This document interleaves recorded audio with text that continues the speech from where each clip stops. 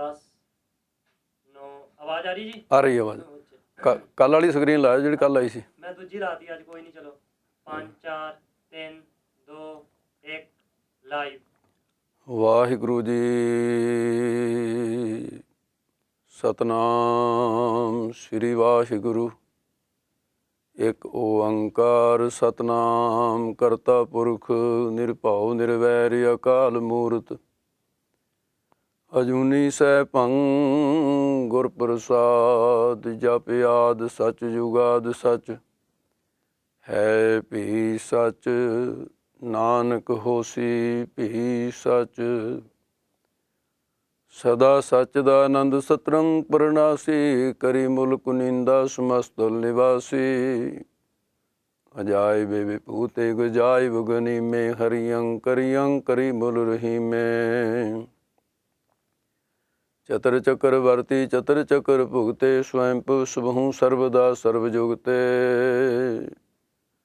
ਦੋ ਕਾਲੰ ਪਰਨਾਸੀ ਦਇਆਲੰ ਸਰੂਪੇ ਸਦਾ ਅੰਗ ਸੰਗੇ ਅਭੰਗੰ ਵਿਭੂਤੇ। ਇਕ ਅਦੁੱਤੀ ਗੁਰੂ ਨਾਨਕ ਦੇਵਾ ਓੰਕਾਰ ਗੁਰ ਅੰਗਦ ਅਭੇਵਾ। ਸਤਨਾਮ ਗੁਰ ਅਮਰ ਪਿਆਰੇ ਕਰਤਾ ਰਾਮਦਾਸ ਗੁਰ ਵਾਰੇ। ਪੁਰਖ ਸ੍ਰੀ ਅਰਜਨ ਸੁਖਦਾਨੀ ਨਿਰਭਉ ਹਰ ਗੋਬਿੰਦ ਗੁਣ ਖਾਨੀ। ਨਿਰਵੈਰ ਗੁਰੂ ਹੈ ਸ਼੍ਰੀ ਹਰਿ ਰਾਏ ਅਕਾਲ ਮੂਰਤ ਹਰਿ ਕ੍ਰਿਸ਼ਨ ਧਿਆਏ। ਅਜੂਨੀ ਤੇਗ ਬਹਾਦਰ ਰਾਈ ਸੈਭੰ ਗੁਰ ਦਸ਼ਮੇਸ਼ ਸਹਾਈ। ਗੁਰ ਪ੍ਰਸਾਦ ਗ੍ਰੰਥ ਗੁਰ ਗਿਆਨਾ ਵਾਹਿਗੁਰੂ ਬੰਦਨ ਭਗਵਾਨਾ। ਗੁਰੂ ਗ੍ਰੰਥ ਕਲਯੁਗ ਭਇਓ ਸ੍ਰੀ ਗੁਰੂ ਰੂਪ ਮਹਾਨ। 10 ਪਾਤਸ਼ਾਹੀਆਂ ਰੂਪ ਇਹੋ ਗੁਰੂ ਗ੍ਰੰਥ ਜੀ ਜਾਨ। ਜੋ ਦਰਸ਼ਿਓ ਚਾਹੈ ਸਤਿਗੁਰੂ ਸੋ ਦਰਸੈ ਗੁਰ ਗ੍ਰੰਥ। ਪੜ੍ਹੈ ਸੁਣੈ ਸਵਾਰਥ ਲਹੈ ਪਰਮਾਰਥ ਕੋ ਪੰਥ। ਗੁਰੂ ਗ੍ਰੰਥ ਸਾਹਿਬ ਸਭ ਕੇਰਾ ਜੋ ਹਮਰੋ ਚਹਿ ਦਰਸ਼ਨ ਹੇਰਾ। ਸੋ ਸਰਦਾ ਤਰ ਹੇਰਨ ਕਰੈ ਪਾਪਨ ਗਨ ਕੋ ਤਤ ਛਿਨ ਹਰੈ। ਸੋ ਕਹੋ ਟਲ ਗੁਰ ਸੇਵੀਐ ਅਹਨਿਸ ਸਹਿਜ ਸੁਭਾਏ। ਦਰਸ਼ਨ ਪਰਸੈ ਗੁਰੂ ਕੈ ਜਨਮ ਮਰਨ ਦੁਖ ਜਾਇ। ਪੂਰਨ ਦੇਖਿਓ ਆਤਮਾ ਦੁਐਤੈ ਸਰਬ ਨਿਵਾਰ। ਭਏ ਸ਼ਾਂਤ ਮਨ ਸੰਤ ਜਿਹੇ ਤੇ ਪਦ ਨਮੋ ਹਮਾਰ। ਜੇਤਾ ਜਿਉ ਪਿੰਡ ਸਭ ਤੇਰਾ ਤੂੰ ਅੰਤਰ ਜਾਮੀ ਪੁਰਖ ਭਗਵਾਨ। ਦਾਸਨ ਦਾਸ ਕਹਿ ਜਨ ਨਾਨਕ ਜਿਹਾ ਤੂੰ ਕਰਾਏ ਤਿਹਾ ਹਉ ਕਰੀ ਬਖਿਆਨ। ਹਉ ਆਪੋਂ ਬੋਲ ਨਾ ਜਾਣਦਾ ਹਉ ਆਪੋਂ ਬੋਲ ਨਾ ਜਾਣਦਾ। ਮੈਂ ਕਹਿਆ ਸਭ ਹੁਕਮਉ ਜਿਉ। ਜੇਤਾ ਜਿਉ ਪਿੰਡ ਸਭ ਤੇਰਾ ਤੂੰ ਅੰਤਰ ਜਾਮੀ ਪੁਰਖ ਭਗਵਾਨ। ਦਾਸਨ ਦਾਸ ਕਹਿ ਜਨ ਨਾਨਕ ਜਿਹਾ ਤੂੰ ਕਰਾਹੇ ਤਿਹਾ ਹਉ ਕਰੀ ਬਖਿਆਨ। ਵਾਹਿਗੁਰੂ ਜੀ ਕਾ ਖਾਲਸਾ ਵਾਹਿਗੁਰੂ ਜੀ ਕੀ ਫਤਿਹ।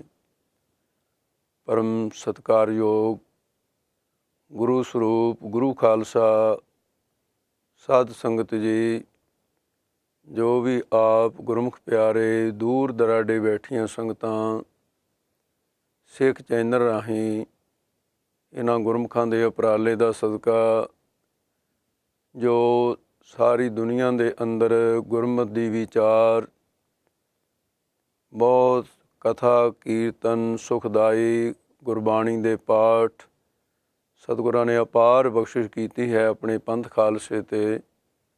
ਜੋ ਸਿੱਖਾਂ ਨੂੰ ਇੱਕ ਆਪਣਾ ਚੈਨਲ ਬਖਸ਼ਿਸ਼ ਕੀਤਾ ਹੈ ਉਸ 'ਤੇ ਆਪ ਜੀ ਸਤਿਗੁਰਾਂ ਦੀ ਅੰਮ੍ਰਿਤਮਈ ਬਾਣੀ ਦਾ ਦੂਰ ਦਰਾਡੇ ਬੈਠੇ ਵੀ ਲਾਹਾ ਪ੍ਰਾਪਤ ਕਰ ਰਹੇ ਹੋ, ਸਾਰੀਆਂ ਸੰਗਤਾਂ ਨੂੰ ਸਿਮਰ ਬੇਨਤੀ ਹੈ ਕਿ ਥੋੜ੍ਹੇ ਜਿਹੇ ਖਿਆਲ ਚੱਲਦੀ ਹੋਈ ਲੜੀਵਾਰ ਜੋ ਸ੍ਰੀ ਗੁਰੂ ਗ੍ਰੰਥ ਸਾਹਿਬ ਸੱਚੇ ਪਾਤਸ਼ਾਹ ਦੇ ਪਹਿਲੇ ਪ੍ਰਕਾਸ਼ ਨੂੰ ਸਮਰਪਿਤ ਵਿਚਾਰਾਂ ਚੱਲ ਰਹੀਆਂ ਹਨ, ਉਸ ਲੜੀ ਦੀ ਆਰੰਭਤਾ ਕਰਨ ਤੋਂ ਪਹਿਲਾਂ ਦਾਸ ਆਪ ਸਾਰੀਆਂ ਸੰਗਤਾਂ ਨੂੰ, ਸਾਰੇ ਸਿੱਖ ਜਗਤ ਨੂੰ ਸ੍ਰੀ ਗੁਰੂ ਗ੍ਰੰਥ ਸਾਹਿਬ ਸੱਚੇ ਪਾਤਸ਼ਾਹ ਦੇ 406 ਸਾਲ ਹੋ ਗਏ ਨੇ। ਅੱਜ ਦਾ ਪਵਿੱਤਰ ਦਿਹਾੜਾ ਹੈ। ਸਹੀ ਤਾਰੀਖ ਜਿਹੜੀ ਉਹ ਅੱਜ ਦੀ ਹੈ, ਕਿਉਂਕਿ ਅੱਜ ਭਾਦਰੋਂ ਸੁਦੀ ਏਕਮ ਹੈ। 1661 ਬਿਕਰਮੀ ਤੋਂ ਅੱਜ 2067 ਬਿਕਰਮੀ ਸੰਮਤ ਦੀ ਤਾਰੀਖ ਨੂੰ ਵਿਚਾਰ ਕਰਾਂਗੇ ਤਾਂ ਸਤਿਗੁਰੂ ਮਹਾਰਾਜ ਸਾਹਿਬ ਜੀ ਨੇ ਜੋ ਪਹਿਲਾ ਪ੍ਰਕਾਸ਼ ਕੀਤਾ ਸੀ, ਉਹ ਮੁਬਾਰਕ ਦਿਹਾੜਾ ਅੱਜ ਹੈ। 406 ਸਾਲ ਹੋ ਚੁੱਕੇ ਹਨ, ਅੱਜ ਸੰਪੂਰਨ ਹੋ ਗਏ ਨੇ। ਅਤੇ ਸਤਿਗੁਰੂ ਮਹਾਰਾਜ ਸਾਹਿਬ ਜੀ ਦੇ ਪਹਿਲੇ ਪ੍ਰਕਾਸ਼ ਦੀਆਂ ਦੇਸ਼ਾਂ ਪ੍ਰਦੇਸ਼ਾਂ ਵਿੱਚ ਸਾਰੇ ਪੰਥ ਖਾਲਸੇ ਨੂੰ ਲੱਖ ਲੱਖ ਵਧਾਈਆਂ ਹੋਣ। ਅਤੇ ਬਾਕੀ ਜੋ 1 ਸਤੰਬਰ ਨੂੰ ਪੰਥ ਦੇ ਫੈਸਲੇ ਅਨੁਸਾਰ ਕਹਿ ਲਈਏ ਜਾਂ ਫਿਰ ਕਿਸੇ ਇੱਕ ਬੰਦੇ ਦੇ ਮਗਰ ਲਾ ਕੇ ਸ਼੍ਰੋਮਣੀ ਗੁਰਦੁਆਰਾ ਪ੍ਰਬੰਧਕ ਕਮੇਟੀ ਨੇ ਜੋ ਵੀ ਉਹ ਫੈਸਲਾ ਲਿਆ, ਉਹਦੇ 'ਤੇ ਦਾਸ ਕਿੰਤੂ ਨਹੀਂ ਕਰਨਾ ਚਾਹੁੰਦਾ, ਪਰ ਜੋ ਕੁਛ ਹੋਇਆ ਅਤੇ ਉਹ ਕੋਈ ਠੀਕ ਨਹੀਂ ਹੋਇਆ, ਕਿਉਂਕਿ ਸ਼੍ਰੋਮਣੀ ਗੁਰਦੁਆਰਾ ਪ੍ਰਬੰਧਕ ਕਮੇਟੀ ਦੇ ਸਕੱਤਰ ਸਾਹਿਬਾਨਾਂ ਨੇ, ਵਿਦਵਾਨਾਂ ਨੇ ਬਹੁਤ ਯਤਨ ਕਰਕੇ 34 ਸਰੋਤ ਇਕੱਠੇ ਕੀਤੇ ਜੋ ਸ਼੍ਰੋਮਣੀ ਗੁਰਦੁਆਰਾ ਪ੍ਰਬੰਧਕ ਕਮੇਟੀ ਦੀ ਲਾਇਬ੍ਰੇਰੀ ਦੇ ਵਿੱਚ ਪਏ ਹਨ, ਵਿਦਵਾਨਾਂ ਦੇ ਭਲੇ ਵਾਸਤੇ, ਕਿ ਤਾਂ ਕਿ ਉਹਨਾਂ ਨੂੰ ਤਾਰੀਖਾਂ ਲੱਭਣ ਦੇ ਵਿੱਚ ਕੋਈ ਵੀ ਦਿੱਕਤ ਨਾ ਆਵੇ ਜਦੋਂ ਕਿਸੇ ਨੇ ਇਤਿਹਾਸ ਲਿਖਣਾ। ਤਾਂ ਹੈਰਾਨੀ ਦੀ ਬਾਤ ਹੋਏਗੀ ਕਿ ਉਹ 34 ਸਰੋਤ ਜਿਹੜੇ ਨੇ, ਦਾਸ ਦੇ ਕੋਲ ਵੀ ਉਹਨਾਂ ਦੀ ਕਾਪੀ ਹੈ, 34 ਸਰੋਤਾਂ ਦੇ ਮੁਤਾਬਕ ਇੱਕ ਵੀ ਸਰੋਤ ਦੇ ਵਿੱਚੋਂ ਸਾਨੂੰ ਇਹ ਤਾਰੀਖ ਨਹੀਂ ਲੱਭਦੀ ਕਿ ਗੁਰੂ ਸਾਹਿਬ ਜੀ ਨੇ ਜਿਹੜੀ ਤਾਰੀਖ ਅਸੀਂ ਹੁਣ ਮਨਾਉਣੀ ਸ਼ੁਰੂ ਕਰ ਦਿੱਤੀ ਵੀ ਉਸ ਦਿਨ ਪ੍ਰਕਾਸ਼ ਕੀਤਾ ਹੋਵੇ। ਪਰ ਹੁਣ ਜਿਵੇਂ ਵੀ ਹੈ, ਪੰਥ ਦੀ ਵੱਡੀ ਨੁਮਾਇੰਦਾ ਜਮਾਤ ਜਿਹੜੀ ਸ਼੍ਰੋਮਣੀ ਕਮੇਟੀ ਹੈ, ਜੇ ਉਸ ਨੇ ਮਨਾਇਆ, ਗੁਰੂ ਘਰਾਂ ਦੇ ਅੰਦਰ ਸਾਰੇ ਭਾਈ 1 ਸਤੰਬਰ ਨੂੰ ਹੀ ਦਿਹਾੜਾ ਮਨਾ ਹੋਇਆ। ਪਰ ਪੁਰਾਤਨਤਾ ਅਨੁਸਾਰ ਸਿੱਖ ਜਗਤ ਦੀਆਂ ਪੁਰਾਤਨ ਜਥੇਬੰਦੀਆਂ ਉਹ ਅੱਜ ਹੀ ਸਾਧ ਸੰਗਤ ਜੀ ਮਨਾ ਰਹੀਆਂ, ਅਤੇ ਦਾਸ ਉਸ ਪੁਰਾਤਨਤਾ ਦੀ ਭਾਵਨਾ ਅਨੁਸਾਰ ਸਹੀ ਤਾਰੀਖ ਅੱਜ ਦੀ ਹੋਣ ਕਰਕੇ ਤਾਂ ਦਾਸ ਨੇ ਆਪ ਸਾਰਿਆਂ ਨੂੰ ਵਧਾਈ ਦਿੱਤੀ ਹੈ। ਕੋਈ ਕਿਸੇ ਦੇ ਕਿੰਤੂ ਕਰਨ ਵਾਸਤੇ ਦਾਸ ਨੇ ਐਸਾ ਨਹੀਂ ਕਿਹਾ, ਜਾਂ ਕਿਸੇ ਦੇ ਟੀਕਾ ਟਿੱਪਣੀ ਕਰਨ ਵਾਸਤੇ ਵੀ ਨਹੀਂ ਕਿਹਾ, ਪਰ ਜੋ ਸਹੀ ਬਾਤ ਹੈ ਅਤੇ ਉਹਨੂੰ ਲੁਕਾਉਣਾ ਵੀ ਪਾਪ ਹੋਇਆ ਕਰਦਾ ਹੈ। ਅਤੇ ਸਤਿਗੁਰੂ ਮਹਾਰਾਜ ਸਾਹਿਬ ਜੀ ਬਖਸ਼ਿਸ਼ ਕਰਨ। ਆਓ ਆਪਣੇ ਖਿਆਲਾਂ ਨੂੰ ਉੱਥੇ ਹੀ ਜੋੜੋ ਕਿ ਸਤਿਗੁਰੂ ਸ੍ਰੀ ਗੁਰੂ ਅਰਜਨ ਦੇਵ ਜੀ ਮਹਾਰਾਜ, ਜਿਨ੍ਹਾਂ ਨੂੰ ਬਚਪਨ ਵਿੱਚ ਇਹ ਗੁਰੂ ਸਾਹਿਬ ਦੀਆਂ ਅਸੀਸਾਂ ਵਰ ਪ੍ਰਾਪਤ ਹੋਇਆ, ਦੋਹੇ ਥਾ ਬਾਣੀ ਕਾ ਬੋਹੇ ਥਾ, ਕਲਯੁਗ ਜਹਾਜ਼ ਅਰਜਨ ਗੁਰੂ ਸਤਿਗੁਰੂ ਮਹਾਰਾਜ ਸਾਹਿਬ ਜੀ, ਜਿਨ੍ਹਾਂ ਨੇ ਮਹਾਨ ਇਹ ਕਾਰਜ ਕੀਤਾ। ਧੰਨ ਕਹੋ ਗੁਰੂ ਅਰਜਨ ਕੋ, ਜਿਨ ਨਾਮ ਕਾ ਖੋਲ ਦਿਖਾਇਓ ਖਜ਼ਾਨਾ, ਰਾਗਨ ਹੀ ਰਾਗਨ ਮੈਂ ਸ਼ਬਦ ਬਣਾਏ ਕਰ, ਗ੍ਰੰਥ ਕੀਓ ਹੈ ਸਮੇਰ ਸਮਾਨਾ। ਉਹ ਸਤਿਗੁਰੂ ਮਹਾਰਾਜ ਸੱਚੇ ਪਾਤਸ਼ਾਹ ਜੀ ਨੇ ਕਿਸ ਪ੍ਰਕਾਰ ਬਾਣੀ ਗੋਇੰਦਵਾਲ ਸਾਹਿਬ ਤੋਂ ਪੋਥੀਆਂ ਕਿਵੇਂ ਲੈ ਕੇ ਆਉਂਦੀਆਂ, ਉਹ ਸਾਰਾ ਇਤਿਹਾਸ ਆਪ ਜੀ ਕੱਲ੍ਹ ਸੁਣ ਚੁੱਕੇ ਹੋ। ਕਿਵੇਂ ਬਾਬਾ ਮੋਹਨ ਜੀ ਨੇ ਕਠੋਰ ਸ਼ਬਦ ਬੋਲੇ, ਪਹਿਲਾਂ ਭਾਈ ਗੁਰਦਾਸ ਬਾਬਾ ਬੁੱਢਾ ਸਾਹਿਬ ਗਏ, ਖਾਲੀ ਮੁੜ ਕੇ ਆਏ, ਅਤੇ ਗੁਰੂ ਸਾਹਿਬ ਨੇ ਗਲੀ ਵਿੱਚ ਖੜ੍ਹ ਕੇ ਜਸ ਕਰਨਾ, ਪੋਥੀਆਂ ਲੈ ਕੇ ਆਉਣੀਆਂ ਨਿਮਰਤਾ ਧਾਰ ਕੇ, ਅਤੇ ਉਹਨਾਂ ਪੋਥੀਆਂ ਨੂੰ ਲਿਆ ਕੇ ਅੰਮ੍ਰਿਤਸਰ ਸਾਹਿਬ ਤੋਂ 2 ਕੋਹਾਂ ਦੇ ਉੱਤੇ ਕੁਝ ਸਮਾਂ ਉੱਥੇ ਠਹਿਰੇ ਹਨ। ਸਤਿਗੁਰੂ ਐਸਾ ਇਤਿਹਾਸ ਵਿੱਚ ਜ਼ਿਕਰ ਹੈ। ਇਸ ਤੋਂ ਬਾਅਦ ਬਾਬਾ ਬੁੱਢਾ ਸਾਹਿਬ, ਭਾਈ ਗੁਰਦਾਸ, ਗੁਰੂ ਹਰਗੋਬਿੰਦ ਸਾਹਿਬ ਜੋ ਬਚਪਨ ਦੇ ਵਿੱਚ ਸਨ ਉਸ ਵੇਲੇ, ਇਹ ਸਾਰੀਆਂ ਸਿੱਖ ਸੰਗਤਾਂ ਨੂੰ ਨਾਲ ਲੈ ਕੇ ਮਾਤਾ ਗੰਗਾ ਜੀ, ਬੀਬੀ ਭਾਨੀ ਜੀ, ਸਾਰੇ ਇਕੱਤਰ ਹੋ ਕਰਕੇ ਜਿਸ ਪ੍ਰਕਾਰ ਸਤਿਗੁਰੂ ਮਹਾਰਾਜ ਸਾਹਿਬ ਸੱਚੇ ਪਾਤਸ਼ਾਹ ਦਾ ਸਨਮਾਨ ਬਾਣੀ ਦਾ ਕੀਤਾ, ਉਸ ਬਾਣੀ ਦੇ ਸਤਿਕਾਰ ਦੇ ਵਿੱਚ ਸਾਰਾ ਹੀ ਸ਼ਹਿਰ ਉੱਠ ਕੇ ਇੱਕ ਵੱਡੇ ਨਗਰ ਕੀਰਤਨ ਦੀ ਸ਼ਕਲ ਦੇ ਵਿੱਚ, ਵੱਡੇ ਜਲੂਸ ਦੀ ਸ਼ਕਲ ਦੇ ਅੰਦਰ ਸਤਿਗੁਰੂ ਮਹਾਰਾਜ ਸਾਹਿਬ ਜੀ ਫੁੱਲ ਵਰਸਾਉਂਦੇ ਕੀਰਤਨ ਦੀਆਂ ਧੁਨਾਂ ਕਰਦੇ।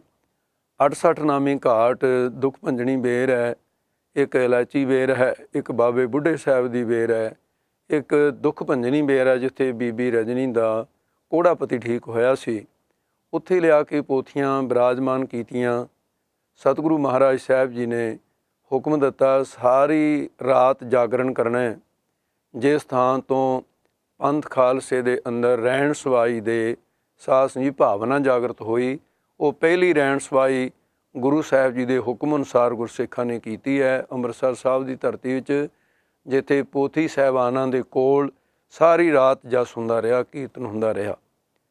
ਅੰਮ੍ਰਿਤ ਵੇਲੇ ਸਤਿਗੁਰੂ ਅੰਮ੍ਰਿਤ ਵੇਲੇ ਦੇ ਨਿਤਨੇਮ ਕਰਕੇ ਨਿਜ ਸਰੂਪ ਦੇ ਧਿਆਨ ਸਾਧਨਾ ਤੋਂ ਬਾਅਦ ਸਤਿਗੁਰੂ ਮਹਾਰਾਜ ਸਾਹਿਬ ਜੀ ਆਪ ਹਾਜ਼ਰ ਹੋਏ ਅਤੇ ਪੋਥੀਆਂ ਦੇ ਦਰਸ਼ਨ ਕੀਤੇ। ਉਸ ਤੋਂ ਬਾਅਦ ਮਹਾਰਾਜ ਨੇ ਉਸੇ ਥਾਂ 'ਤੇ ਸ਼ਬਦ ਉਚਾਰਨ ਕੀਤਾ ਜੋ ਕੱਲ੍ਹ ਦਾਸ ਨੂੰ ਆਪ ਜੀ ਨੇ ਬੇਨਤੀ ਰੂਪ ਦੇ ਅੰਦਰ ਸੁਣਾਇਆ ਸੀ ਸ਼ਬਦ, ਹਮ ਧਨਵੰਤ ਭਾਗਟ ਸਚ ਨਾਏ, ਹਰ ਗੁਣ ਗਾਵੇ ਸਹਿਜ ਸੁਆਏ, ਪਿਓ ਦਾਦੇ ਕਾ ਖੋਲ ਡਿਠਾ ਖਜ਼ਾਨਾ, ਤਾਂ ਮੇਰੇ ਮਨ ਭਇਆ ਨਿਧਾਨਾ, ਰਤਨ ਲਾਲ ਜਾ ਕਾ ਕਛੂ ਨਾ ਮੋਲ। ਅਤੇ ਸਤਿਗੁਰੂ ਮਹਾਰਾਜ ਕਹਿੰਦੇ ਨੇ ਇਹਦੇ ਕੀਮਤੀ ਲਾਲਨ ਜਿਹੜੇ ਗੁਰੂ ਗ੍ਰੰਥ ਸਾਹਿਬ ਸੱਚੇ ਪਾਤਸ਼ਾਹ ਦੇ ਪਾਵਨ ਅੰਮ੍ਰਿਤਮਈ ਬਚਨਾਂ ਦੇ ਅੰਦਰ ਬੈਰਾਗ ਦੇ ਬਚਨ ਹਨ, ਉਹ ਰਤਨਾਂ ਦੀ ਨਿਆਈ ਹਨ। ਜਿਹੜੇ ਨਾਮ ਸੰਬੰਧੀ ਬਚਨ ਹਨ, ਕਬੀਰ ਹਰ ਹੀਰਾ ਜਨ ਜੋਹਰੀ, ਉਹ ਹੀਰਿਆਂ ਦੀ ਨਿਆਈ ਹਨ। ਜਿਹੜੇ ਸੁੱਧਤਾ ਦੇ ਬਚਨ ਉਚਾਰਨ ਕੀਤੇ ਇਹ ਮੋਤੀਆਂ ਦੀ ਨਿਆਈ ਹਨ। ਜਿਹੜੇ ਮੰਨਣ ਵਾਲੇ ਸ਼ਬਦ ਉਚਾਰਨ ਕੀਤੇ ਜੈਸੇ ਮੰਨੇ ਕੀ ਗਦ ਕਹੀ ਨਾ ਜਾਏ ਵਾਲੀਆਂ ਪੌੜੀਆਂ ਹਨ, ਇਹ ਮਾਣਕ ਹਨ। ਅਤੇ ਇਸੇ ਪ੍ਰਕਾਰ ਜਿਹੜੇ ਗਿਆਨ ਸੰਬੰਧੀ ਬਚਨ ਹਨ, ਇਹ ਜਵਾਹਰ ਹਨ। ਭਗਤੀ ਸੰਬੰਧੀ ਬਚਨ, ਭਗਤੀ ਦੀ ਪ੍ਰੇਰਨਾ ਕਰਨ ਵਾਲੇ, ਅਤੇ ਇਹ ਮਣੀਆਂ ਹਨ। ਅਤੇ ਇਸ ਪ੍ਰਕਾਰ ਦੇ ਜਿਹੜੇ ਬਚਨ, ਉਹਨਾਂ ਦਾ ਤਾਂ ਕੋਈ ਮੁੱਲ ਹੋਏਗਾ। ਗੁਰਬਾਣੀ ਦੇ ਅੰਦਰ ਅਜਿਹੇ ਬਚਨਾਂ ਦਾ ਅਮੁੱਲ ਗੁਣ, ਅਮੁੱਲ ਵਪਾਰ, ਗੁਰਸਿੱਖ ਇਹਨਾਂ ਦਾ ਜਿਹੜਾ ਵਪਾਰ ਕਰਦੇ ਨੇ ਉਹ ਵੀ ਮੁੱਲ ਤੋਂ ਰਹਿਤ ਹੈ। ਸੋ ਮਹਾਰਾਜ ਕਹੇ ਰਤਨ ਲਾਲ ਜਾ ਕਾ ਕੁਛ ਨਾ ਮੋਲ, ਭਰੇ ਭੰਡਾਰ ਅਖੂਟ ਅਤੋਲ। ਇਸ ਨੂੰ ਭਗਤ ਭੰਡਾਰ, ਭਗਤੀ ਦਾ ਭੰਡਾਰਾ ਹੈ ਗੁਰੂ ਗ੍ਰੰਥ ਸਾਹਿਬ ਜੀ। ਭਗਤ ਭੰਡਾਰ ਗੁਰਬਾਣੀ ਲਾਲ, ਗਾਵਤ ਸੁਣਤ ਕਮਾਵਤ ਨਿਹਾਲ।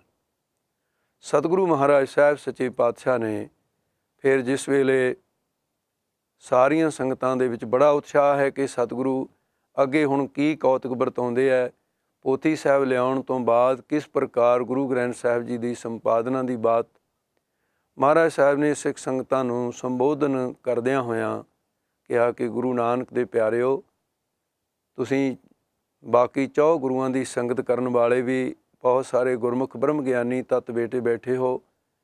ਮਹਾਰਾਜ ਨੇ ਬੜੀ ਨਿਮਰਤਾ ਵਿੱਚ ਆ ਕੇ ਬੇਨਤੀ ਕੀਤੀ ਕਿ ਇਸ ਵੇਲੇ ਸਾਨੂੰ ਇੱਕ ਬਹੁਤ ਇਕਾਂਤ ਜਗ੍ਹਾ ਦੀ ਲੋੜ ਹੈ। ਇਹ ਕਾਰਜ ਇਹੋ ਜਿਹੇ ਇਕਾਂਤ ਤੋਂ ਬਿਨਾਂ ਨਹੀਂ ਹੋ ਸਕਦੇ। ਇਸ ਕਰਕੇ ਬਾਬਾ ਬੁੱਢਾ ਸਾਹਿਬ, ਭਾਈ ਗੁਰਦਾਸ ਜੀ, ਇਹਨਾਂ ਦੋਨਾਂ ਸਿੱਖਾਂ ਦਾ ਨਾਂ ਲੈ ਕੇ ਕਹਿੰਦੇ ਨੇ ਮਹਾਰਾਜ ਤੁਸੀਂ ਬੜੇ ਜ਼ਿੰਮੇਦਾਰ ਹੋ, ਸਿੱਖਾਂ ਦੇ ਅੰਦਰ ਵੱਡੇ ਗੁਰੂਆਂ ਦੀ ਸੰਗਤ ਕੀਤੀ ਹੈ। ਗੁਰੂ ਪਿਆਰਿਓ, ਜਗ੍ਹਾ ਐਸੀ ਦੇਖੋ ਜਿਸ ਥਾਂ 'ਤੇ ਸੂਰਜ ਦੀ ਤਪਸ਼ ਜਿਹੜੀ ਹੈ ਇਹ ਨਾ ਪਹੁੰਚਦੀ ਹੋਵੇ, ਸ਼ਾਂਤ ਵਾਤਾਵਰਨ ਹੋਵੇ, ਆਲੇ ਦੁਆਲੇ ਕੁਝ ਬਿਰਛਾਂ ਦਾ ਸੰਘਣਾਪਣ ਹੋਵੇ, ਹਰਾ ਹਰਾ ਘਾਹ ਹੋਵੇ, ਕੁਝ ਬਨਸਪਤੀ ਦੇ ਫੁੱਲ ਆਦਿ ਖਿੜੇ ਹੋਣ ਜਿਹੜੇ ਮਨ ਨੂੰ ਸੁੱਖ ਦੇਣ ਵਾਲੇ ਹੋਣ, ਸ਼ਾਂਤ ਵਾਤਾਵਰਨ ਹੋਵੇ। ਔਰ ਜੇ ਹੋ ਸਕੇ ਤਾਂ ਭਾਈ ਐਸਾ ਕਰਨਾ ਕਿ ਕੋਈ ਪਾਣੀ ਦਾ ਨਿੱਕਾ ਜਿਹਾ ਸਰੋਵਰ ਹੀ ਹੋਵੇ, ਭਾਵੇਂ ਛੋਟਾ ਜਿਹਾ ਪਾਣੀ ਦਾ ਡੱਲ ਹੋਵੇ, ਪਾਣੀ ਦੀ ਲੋੜ ਪੈਂਦੀ ਹੈ। ਇਹੋ ਜਿਹੇ ਸ਼ਾਂਤ ਵਾਤਾਵਰਨ, ਰਮਣੀਕ ਜਗ੍ਹਾ ਲੱਭੋ, ਸੁੰਦਰ ਜਗ੍ਹਾ, ਸੁਹਾਵਣੀ ਜਗ੍ਹਾ, ਰਮਣੀਕ ਜਗ੍ਹਾ ਲੱਭੋ। ਭਾਈ ਗੁਰਦਾਸ, ਬਾਬਾ ਬੁੱਢਾ ਸਾਹਿਬ, ਦੋਵੇਂ ਸਿੱਖ ਜਿਨ੍ਹਾਂ ਦਾ ਨਾਂ ਲੈ ਕੇ ਮਹਾਰਾਜ ਨੇ ਕਿਹਾ ਸੀ, ਇਹ ਦੋਵੇਂ ਹੱਥ ਜੋੜ ਕੇ ਖੜ੍ਹੇ ਹੋ ਗਏ। ਸੱਚੇ ਪਾਤਸ਼ਾਹ ਆਪ ਜੀ ਦਾ ਹੁਕਮ ਸਿਰ ਮੱਥੇ ਹੈ, ਕਿਉਂਕਿ ਭਾਈ ਸਾਹਿਬ ਵੀ ਅਤੇ ਬਾਬਾ ਬੁੱਢਾ ਸਾਹਿਬ ਵੀ ਇਹ ਰਾਈ ਜਿੰਨੀ ਵੀ ਹੁਣ ਆਪਣੀ ਮੱਤ ਨਹੀਂ ਸੀ ਵਰਤਣੀ ਚਾਹੁੰਦੇ ਕਿ ਜੇ ਅਸੀਂ ਜਾ ਕੇ ਪਸੰਦ ਕਰਾਂਗੇ ਅਤੇ ਅਸੀਂ ਆ ਕੇ ਕਹਾਂਗੇ ਜੀ ਆਹ ਜਗ੍ਹਾ ਜਿਹੜੀ ਬਹੁਤ ਰਮਣੀਕ ਹੈ, ਇਹ ਵਾਜਬ ਨਹੀਂ ਹੋਏਗੀ ਬਾਤ। ਅੱਗੇ ਪੋਥੀਆਂ ਲਿਆਉਣ ਦੇ ਵਿੱਚ ਸਾਤੋਂ ਗਲਤੀ ਹੋ ਗਈ, ਅਸੀਂ ਆਪ ਮੁਹਾਰੇ ਕਹਿ ਦਿੱਤਾ ਸੀ ਅਸੀਂ ਲੈ ਕੇ ਆਉਂਦੇ ਹਾਂ, ਅਤੇ ਹੁਣ ਇਹ ਸ਼ਬਦ ਨਹੀਂ ਵਰਤਣਾ। ਸੱਚੇ ਪਾਤਸ਼ਾਹ ਦੋਨਾਂ ਸਿੱਖਾਂ ਨੇ ਹੱਥ ਜੋੜ ਕੇ ਕਿਹਾ। ਅਤੇ ਜੋ ਆਪ ਜੀ ਕਹਿੰਦੇ ਉਹ ਜਗ੍ਹਾ ਸੁੰਦਰ ਦੀ ਬਾਤ, ਇਹ ਤਾਂ ਮਹਾਰਾਜ ਜਿੱਥੇ ਵੀ ਆਪ ਜੀ ਬੈਠ ਕੇ ਪਰਮਾਤਮਾ ਦਾ ਜਸ ਕਰਦੇ ਹੋ, ਸੁੰਦਰ ਮੰਦਰ ਸਹਿਣੇ ਜੈਣ ਮਦੇ ਹਰ ਕੀਰਤਨ, ਉਹ ਜਗ੍ਹਾ ਹੀ ਭਲੀ ਸੁਹਾਵੀ ਛਾਪਰੀ ਜਾਵੇਂ ਗੁਣ ਗਾਏ।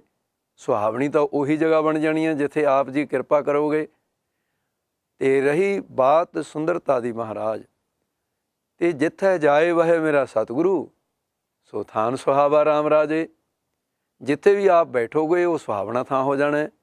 ਇਸ ਕਰਕੇ ਮਹਾਰਾਜ ਸੱਚੇ ਪਾਤਸ਼ਾਹ ਇਹ ਕਾਰਜ ਜਿਵੇਂ ਪੋਥੀ ਸਾਹਿਬ ਲਿਆਉਣ ਦਾ ਆਪ ਨੂੰ ਹੀ ਕਰਨਾ ਪਿਆ, ਜਗ੍ਹਾ ਦੇ ਪਸੰਦ ਕਰਨ ਦੀ ਵੀ ਜ਼ਿੰਮੇਵਾਰੀ ਸਿੱਖਾਂ ਨੂੰ ਨਾ ਮਹਾਰਾਜ ਦਿਓ, ਇਹ ਵੀ ਆਪ ਹੀ ਕਿਰਪਾ ਕਰਕੇ ਜਗ੍ਹਾ ਪਸੰਦ ਕਰੋ।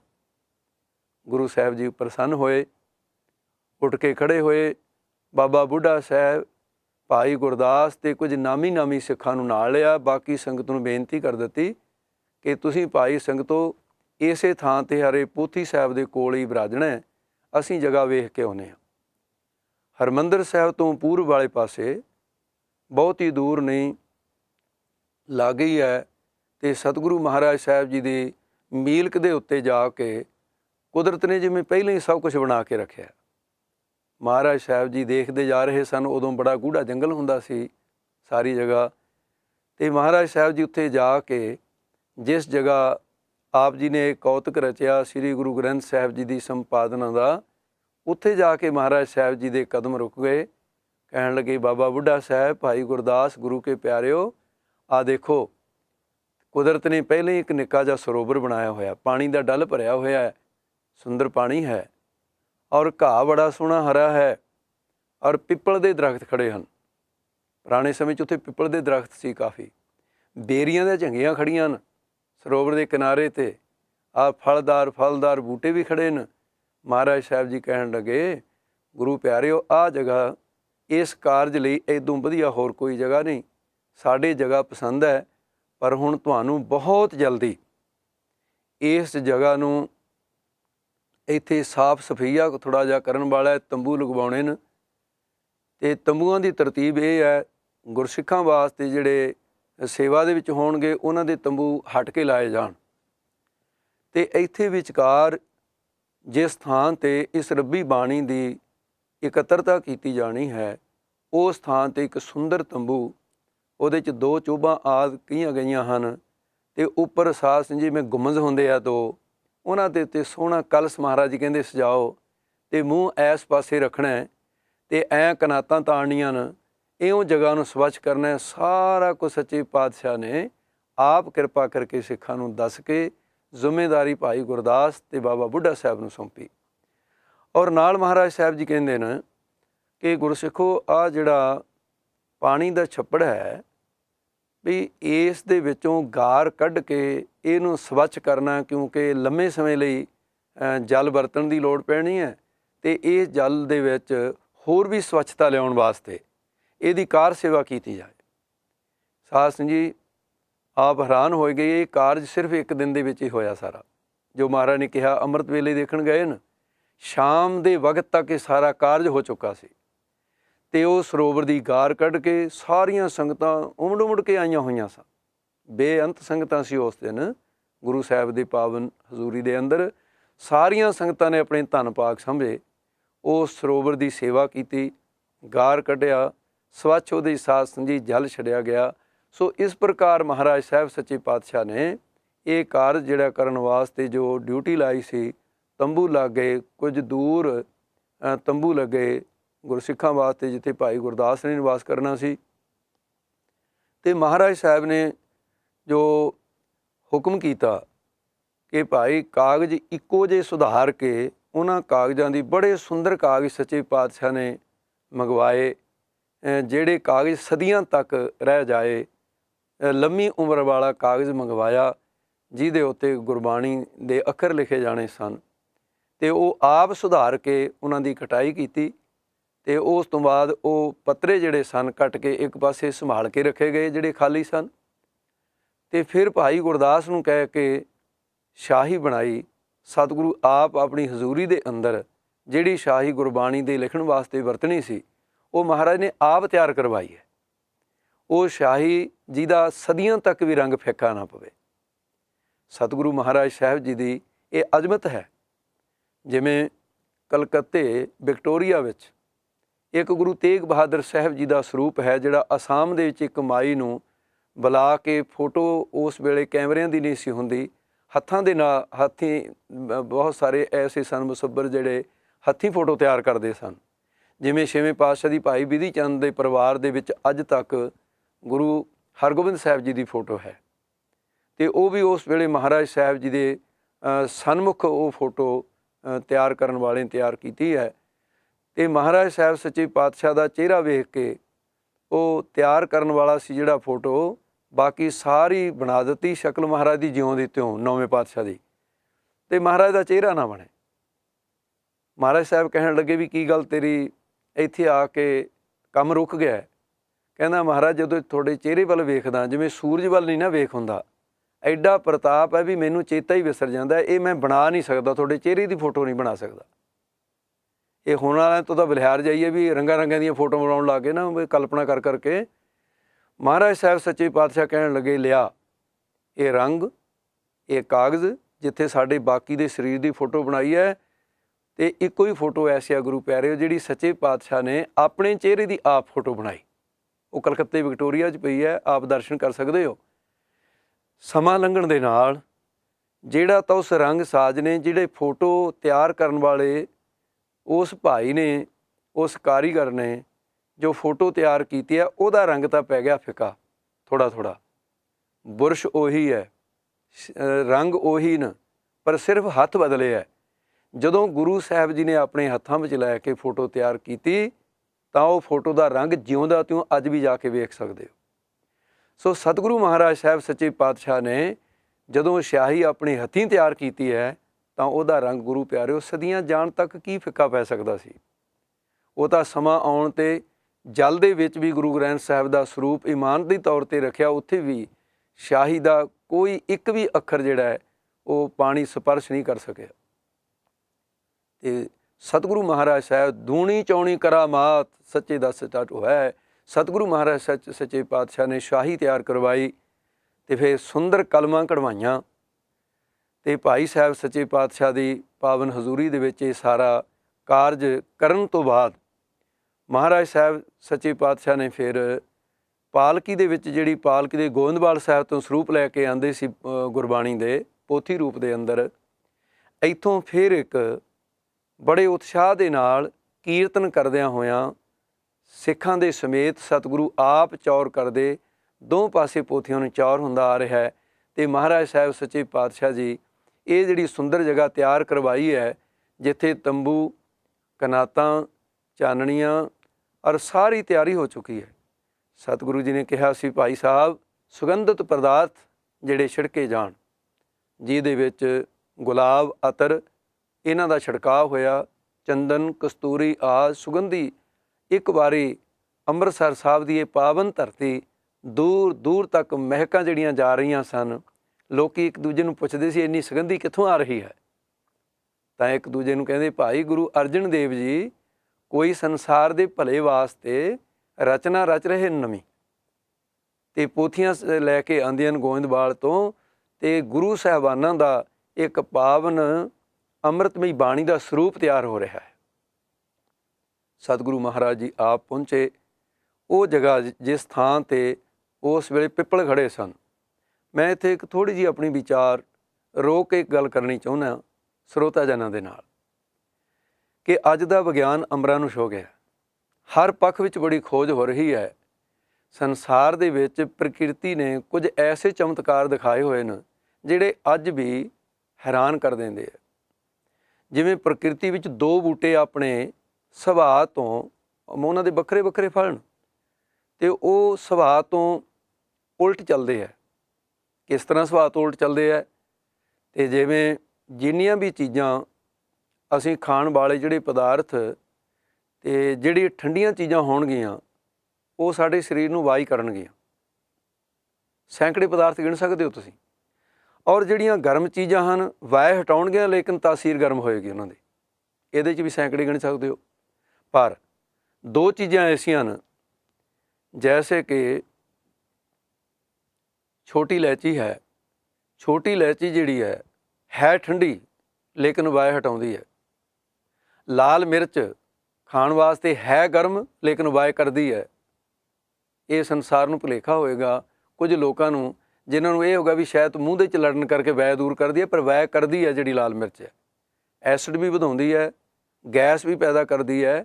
ਸੋ ਆਪਣਾ ਕੋਈ ਵੈਦਿਕ ਦਾ ਨੁਕਤੇ ਦੀ ਬਾਤ ਨਹੀਂ ਇੱਥੇ, ਪਰ ਮੈਂ ਇੱਥੇ ਗੱਲ ਕਹਿਣੀ ਚਾਹੁੰਦਾ ਕਿ ਕੁਝ ਬੂਟੇ ਐਸੇ ਨੇ ਜਿਹੜੇ 6 ਮਹੀਨੇ ਬਾਅਦ ਫਲ ਦਿੰਦੇ ਹੈ, ਕੁਝ ਬੂਟੇ ਐਸੇ ਨੇ ਜਿਹੜੇ ਸਾਲ ਬਾਅਦ ਫਲ ਦਿੰਦੇ ਹੈ, ਅਤੇ ਕੁਝ ਸੰਸਾਰ ਦੇ ਸਾਰੇ ਪੌਦੇ ਰੱਬ ਨੇ ਐਸੇ ਬਣਾਏ ਹੈ ਜਿਹੜੇ ਦਿਨ ਦੇ ਵਿੱਚ ਆਕਸੀਜਨ ਛੱਡਦੇ ਆ ਅਤੇ ਰਾਤ ਨੂੰ ਕਾਰਬਨ ਡਾਈਆਕਸਾਈਡ ਛੱਡਦੇ ਆ।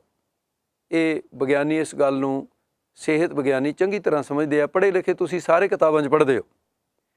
ਪਰ ਕੁਦਰਤ ਨੇ ਕੈਸਾ ਕ੍ਰਿਸ਼ਮਾ ਦਿਖਾਇਆ ਅਤੇ ਇੱਕ ਪੌਦਾ ਐਸਾ ਪੈਦਾ ਕਰ ਦਿੱਤਾ ਜਿਹੜਾ ਦਿਨੇ ਵੀ ਆਕਸੀਜਨ ਛੱਡਦਾ ਅਤੇ ਰਾਤ ਨੂੰ ਵੀ ਆਕਸੀਜਨ ਛੱਡਦਾ। ਆਪ ਜੀ ਹੈਰਾਨ ਹੋ ਗਏ। ਅਤੇ ਉਹ ਪੁਰਾਤਨ ਸਮੇਂ ਦੀ ਵਿਚਾਰਧਾਰਾ ਇਹ ਹੈ ਜੋ ਆਪ ਜੀ ਦੇ ਨਾਲ ਮੈਂ ਵਿਚਾਰ ਸਾਂਝੇ ਕਰਦਾ। ਕੋਈ ਵਿਗਿਆਨੀ ਨਵੀਂ ਖੋਜ ਕਰਕੇ ਦੇਖ ਸਕਦਾ ਹੈ। ਉਹ ਇੱਕੋ ਹੀ ਪੌਦਾ ਬਨਸਪਤੀ ਵਿੱਚ ਜਿਹੜਾ 24 ਘੰਟੇ 8 ਪਹਿਰ ਆਕਸੀਜਨ ਹੀ ਛੱਡਦਾ। ਇਸੇ ਲਈ ਪੁਰਾਤਨ ਮਹਾਂਪੁਰਸ਼ਾਂ ਦੇ ਰਾਤ ਦੇ ਟਾਈਮ ਉਹਦੇ ਉਸ ਪੌਦੇ ਦੇ ਹੇਠਾਂ ਆਸਣ ਲਾਇਆ ਕਰਦੇ ਸਨ ਜੰਗਲ ਵਿੱਚ। ਉਹ ਕੀ ਹੈ? ਉਹ ਪਿੱਪਲ ਦਾ ਦਰਖਤ ਹੈ ਸਾਧ ਸੰਗਤ ਜੀ, ਜਿਹੜਾ ਰਾਤ ਦਿਨ ਆਕਸੀਜਨ ਛੱਡਦਾ ਹੈ।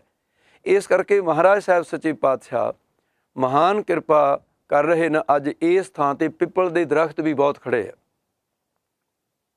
ਅਤੇ ਪਿੱਪਲ ਦੇ ਵਿੱਚ ਜਿਹੜੇ ਕਿਰਤਮ ਪੂਜਾ ਕਰਨ ਵਾਲੇ ਨੇ ਪਾਣੀ ਤਾਂ ਪਾਉਂਦੇ ਹੈ, ਪੂਜਾ ਤਾਂ ਪਿੱਪਲ ਦੀ ਕਰਦੇ ਆ, ਪਰ ਸ਼ਾਇਦ ਇਹਨਾਂ ਗੱਲਾਂ ਦਾ ਉਹਨਾਂ ਨੂੰ ਇਹ ਨਹੀਂ ਪਤਾ ਵੀ ਇਸ ਦੇ ਵਿੱਚ ਗੁਣ ਹੀ ਇੰਨੇ ਨੇ ਜਿਸ ਕਰਕੇ ਇਸ ਪੌਦੇ ਦਾ ਸਤਿਕਾਰ ਕੀਤਾ ਗਿਆ।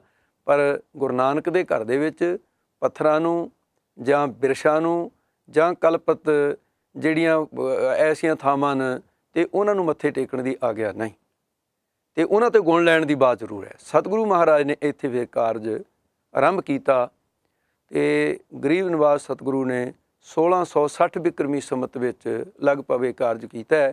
ਆਪਣੇ ਅਨੁਸਾਰ ਕੋਈ ਜਾਂ ਕਿਸੇ ਦੀ ਕਲਪਨਾ ਕੀਤੀ ਹੋਈ ਅਤੇ ਉਹਦਾ ਭਾਵੇਂ ਐਸਾ ਵੀ ਕਿਹਾ ਜਾਵੇ ਜੀ ਇਹਨੂੰ 3 ਸਾਲ, ਇਹ ਹੁਣ ਦੇ ਅਨੁਮਾਨ ਲਾ ਕੇ ਕੋਈ ਕਹਿ ਸਕਦਾ ਵੀ 3 ਸਾਲ ਲੱਗੇ ਜਾਂ 4 ਸਾਲ ਲੱਗੇ ਜਾਂ 2 ਸਾਲ ਲੱਗੇ। ਪਰ ਗੁਰੂ ਪਿਆਰਿਓ, ਜੇ ਕਾਰਜ 10ਵੇਂ ਜਾਮੇ ਵਿੱਚ ਵੀ 1 ਸਾਲ ਦੇ ਵਿੱਚ ਕੀ 9 ਮਹੀਨੇ 9 ਦਿਨਾਂ 'ਚ ਹੋ ਸਕਦਾ ਹੈ, ਤਾਂ ਇਸ ਕਾਰਜ ਨੂੰ ਸਾਲ ਤੋਂ ਉੱਪਰ ਕਿਸੇ ਕੀਮਤ 'ਤੇ ਮਹਾਰਾਜ ਜਾਣ ਨਹੀਂ ਸੀ ਦੇਣਾ ਚਾਹੁੰਦੇ। ਬੜੇ ਰੁਝਾਨ ਸਨ ਗੁਰੂ ਅਰਜਨ ਦੇਵ ਜੀ ਦੇ। 3 ਸਾਲ ਤੱਕ ਦਾ ਲੰਮਾ ਸਮਾਂ ਮਹਾਰਾਜ ਸਾਹਿਬ ਇੱਥੇ ਨਹੀਂ ਸਨ ਬੈਠ ਸਕਦੇ। ਮਹਾਰਾਜ ਨੇ ਇਹ ਕਾਰਜ 1660 ਵਿੱਚ ਆਰੰਭ ਕਰਕੇ 1661 ਬਿਕਰਮੀ ਵਿੱਚ ਲਗਭਗ 1 ਸਾਲ ਦੇ ਅੰਦਰ ਸੰਪੂਰਨ ਕੀਤਾ ਹੈ। ਇਤਿਹਾਸ ਦੀ ਗਵਾਹੀ ਹੈ ਕਿ ਭਾਈ ਸਾਹਿਬ ਜੀ ਦੀ ਕਲਮ ਹਵਾ ਦੀ ਤਰ੍ਹਾਂ ਚੱਲਦੀ ਸੀ, ਐਸਾ ਸ਼ਬਦ ਲਿਖਿਆ ਇਤਿਹਾਸ ਦੇ ਵਿੱਚ। ਗੁਰੂ ਅਰਜਨ ਦੇਵ ਜੀ ਬੋਲਦੇ ਸਨ, ਭਾਈ ਗੁਰਦਾਸ ਲਿਖਦੇ ਸਨ, ਇਹ ਕਾਰਜ ਦੀ ਆਰੰਭਤਾ ਅੰਮ੍ਰਿਤ ਵੇਲੇ ਹੋਈ। ਅਰਦਾਸ ਕੀਤੀ ਗੁਰੂ ਨਾਨਕ ਦੇ ਚਰਨਾਂ ਵਿੱਚ, ਹੇ ਨਿਰੰਕਾਰ ਪਿਤਾ, ਜੋ ਮੇਰੇ ਜੁਮੇ ਆਪ ਜੀ ਨੇ ਕਾਰਜ ਲਾਇਆ ਹੈ ਉਹ ਮੈਂ ਆਰੰਭ ਕਰਨ ਜਾ ਰਿਹਾ। ਐ ਗੁਰੂ ਰਾਮਦਾਸ, ਗੁਰੂ ਅਮਰਦਾਸ, ਗੁਰੂ ਅੰਗਦ ਸਾਹਿਬ, ਗੁਰੂ ਨਾਨਕ ਸਾਹਿਬ ਕਿਰਪਾ ਰੱਖਣੀ। ਅਤੇ ਇਸ ਪ੍ਰਕਾਰ ਬੇਨਤੀ ਕਰਕੇ, ਕਿਉਂਕਿ ਗੁਰੂ ਸਾਹਿਬ ਦਾ ਆਪਣਾ ਵਚਨ ਹੈ, ਕੀਤਾ ਲੋੜੀਏ ਕੰਮ ਸੋ ਹਰਿ ਪੈ ਆਖੀ ਹੈ। ਕੋਈ ਵੀ ਕੰਮ ਸੰਸਾਰ ਦਾ ਆਰੰਭ ਕਰਨਾ ਹੋਵੇ ਉਹਦੇ 'ਚ ਅਰਦਾਸ ਕਰਨੀ ਜ਼ਰੂਰੀ ਹੈ। ਦੁਨਿਆਵੀ ਹੈ, ਪਰਮਾਰਥੀ ਹੈ, ਅਤੇ ਕੋਈ ਵੀ ਕਾਰਜ ਹੈ। ਸਤਿਗੁਰ ਦੇ ਚਰਨਾਂ 'ਚ ਇਹ ਬੇਨਤੀ ਕਰਨੀ ਕਿ ਕਾਰਜ ਦੇਹ ਸਵਾਰ ਸਤਿਗੁਰ ਸੱਚ ਸਾਖੀਆ, ਤੁਸੀਂ ਸਾਖੀ ਹੋ ਕਰਕੇ ਇਹ ਕਾਰਜ ਮੇਰਾ ਸੰਪੂਰਨ ਕਰ ਦਿਓ। ਇਸ ਦੇ ਅਨੁਸਾਰ ਮਹਾਰਾਜ ਨੇ ਅਰਦਾਸ ਕੀਤੀ। ਅਤੇ ਫਿਰ ਭਾਈ ਗੁਰਦਾਸ ਸੱਚੇ ਪਾਤਸ਼ਾਹ, ਇਹ ਕਿਵੇਂ ਹੋ ਸਕਦਾ ਵੀ ਭਾਈ ਸਾਹਿਬ ਨੇ ਆਪ ਹੀ ਕਲਮ ਚੱਕ ਲਈ ਹੋਵੇ? ਐਸਾ ਨਹੀਂ ਹੋ ਸਕਦਾ। ਜਾਪਦਾ ਭਾਈ ਸਾਹਿਬ ਨੇ ਜ਼ਰੂਰ ਇਹ ਬੇਨਤੀ ਕੀਤੀ, ਸੱਚੇ ਪਾਤਸ਼ਾਹ ਸਰੀਰ ਤੁਹਾਡਾ, ਤਨ ਮਨ ਧਨ ਸਭ ਸੌਂਪ ਗੁਰ ਕੋ, ਇਹ ਕਲਮਾਂ ਤੁਹਾਡੀਆਂ ਦਾਤਿਆ, ਇਹ ਹੱਥ ਤੁਹਾਡੇ, ਕਿਰਪਾ ਕਰਕੇ ਹੈ ਗੁਰੂ ਅਰਜਨ ਦੇਵ ਜੀ, ਇਹ ਕਲਮ ਆਪਣੇ ਹੱਥਾਂ ਨਾਲ ਮੇਰੇ ਹੱਥ ਵਿੱਚ ਫੜਾ ਦਿਓ, ਤਾਂ ਕਿ ਇਹ ਕਲਮ ਤੁਹਾਡੇ ਵੱਲੋਂ ਹੀ ਚੱਲਦੀ ਮੈਨੂੰ ਪ੍ਰਤੀਤ ਹੋਵੇ। ਮੈਨੂੰ ਇੰਨੀ ਵੀ ਹੰਗਤਾ ਨਾ ਹੋਵੇ ਕਿ ਕਲਮ ਭਾਈ ਗੁਰਦਾਸ ਚਲਾ ਰਿਹਾ। ਗੁਰੂ ਅਰਜਨ ਦੇਵ ਸੱਚੇ ਪਾਤਸ਼ਾਹ ਨੇ ਕਲਮ ਭਾਈ ਗੁਰਦਾਸ ਦੇ ਹੱਥ ਫੜਾਈ। ਸ਼ਾਹੀ ਤਿਆਰ ਸੀ। ਇਹ ਕਾਰਜ ਆਰੰਭ ਹੋਇਆ। ਦੂਰ ਦੂਰ ਪਹਿਰੇ ਲੱਗ ਗਏ। ਮਹਾਰਾਜ ਸਾਹਿਬ ਨੇ ਕਿਹਾ, ਕੋਈ ਵੀ ਕਿੰਨਾ ਹੀ ਜ਼ਰੂਰੀ ਕਾਰਜ ਕਿਉਂ ਨਾ ਹੋਵੇ, ਤਾਂ ਇੱਥੇ ਕਿਸੇ ਨੇ ਆਉਣ ਦੀ ਖੇਚਲ ਨਹੀਂ ਕਰਨੀ। ਅਤੇ ਹਾਂ, ਸੰਗਤਾਂ ਨੂੰ ਦਰਸ਼ਨ ਦੇਣ ਵਾਸਤੇ ਇੱਕ ਪਹਿਰ ਦਾ ਸਮਾਂ ਨਿਯਤ ਕੀਤਾ ਗਿਆ ਕਿ ਉਸ ਵੇਲੇ ਗੁਰੂ ਸਾਹਿਬ ਜੀ ਆਪ ਸੰਗਤ ਵਿੱਚ ਜਾ ਕੇ ਵਿਰਾਜ ਕੇ ਸੰਗਤਾਂ ਨੂੰ ਦਰਸ਼ਨ ਦਿੰਦੇ।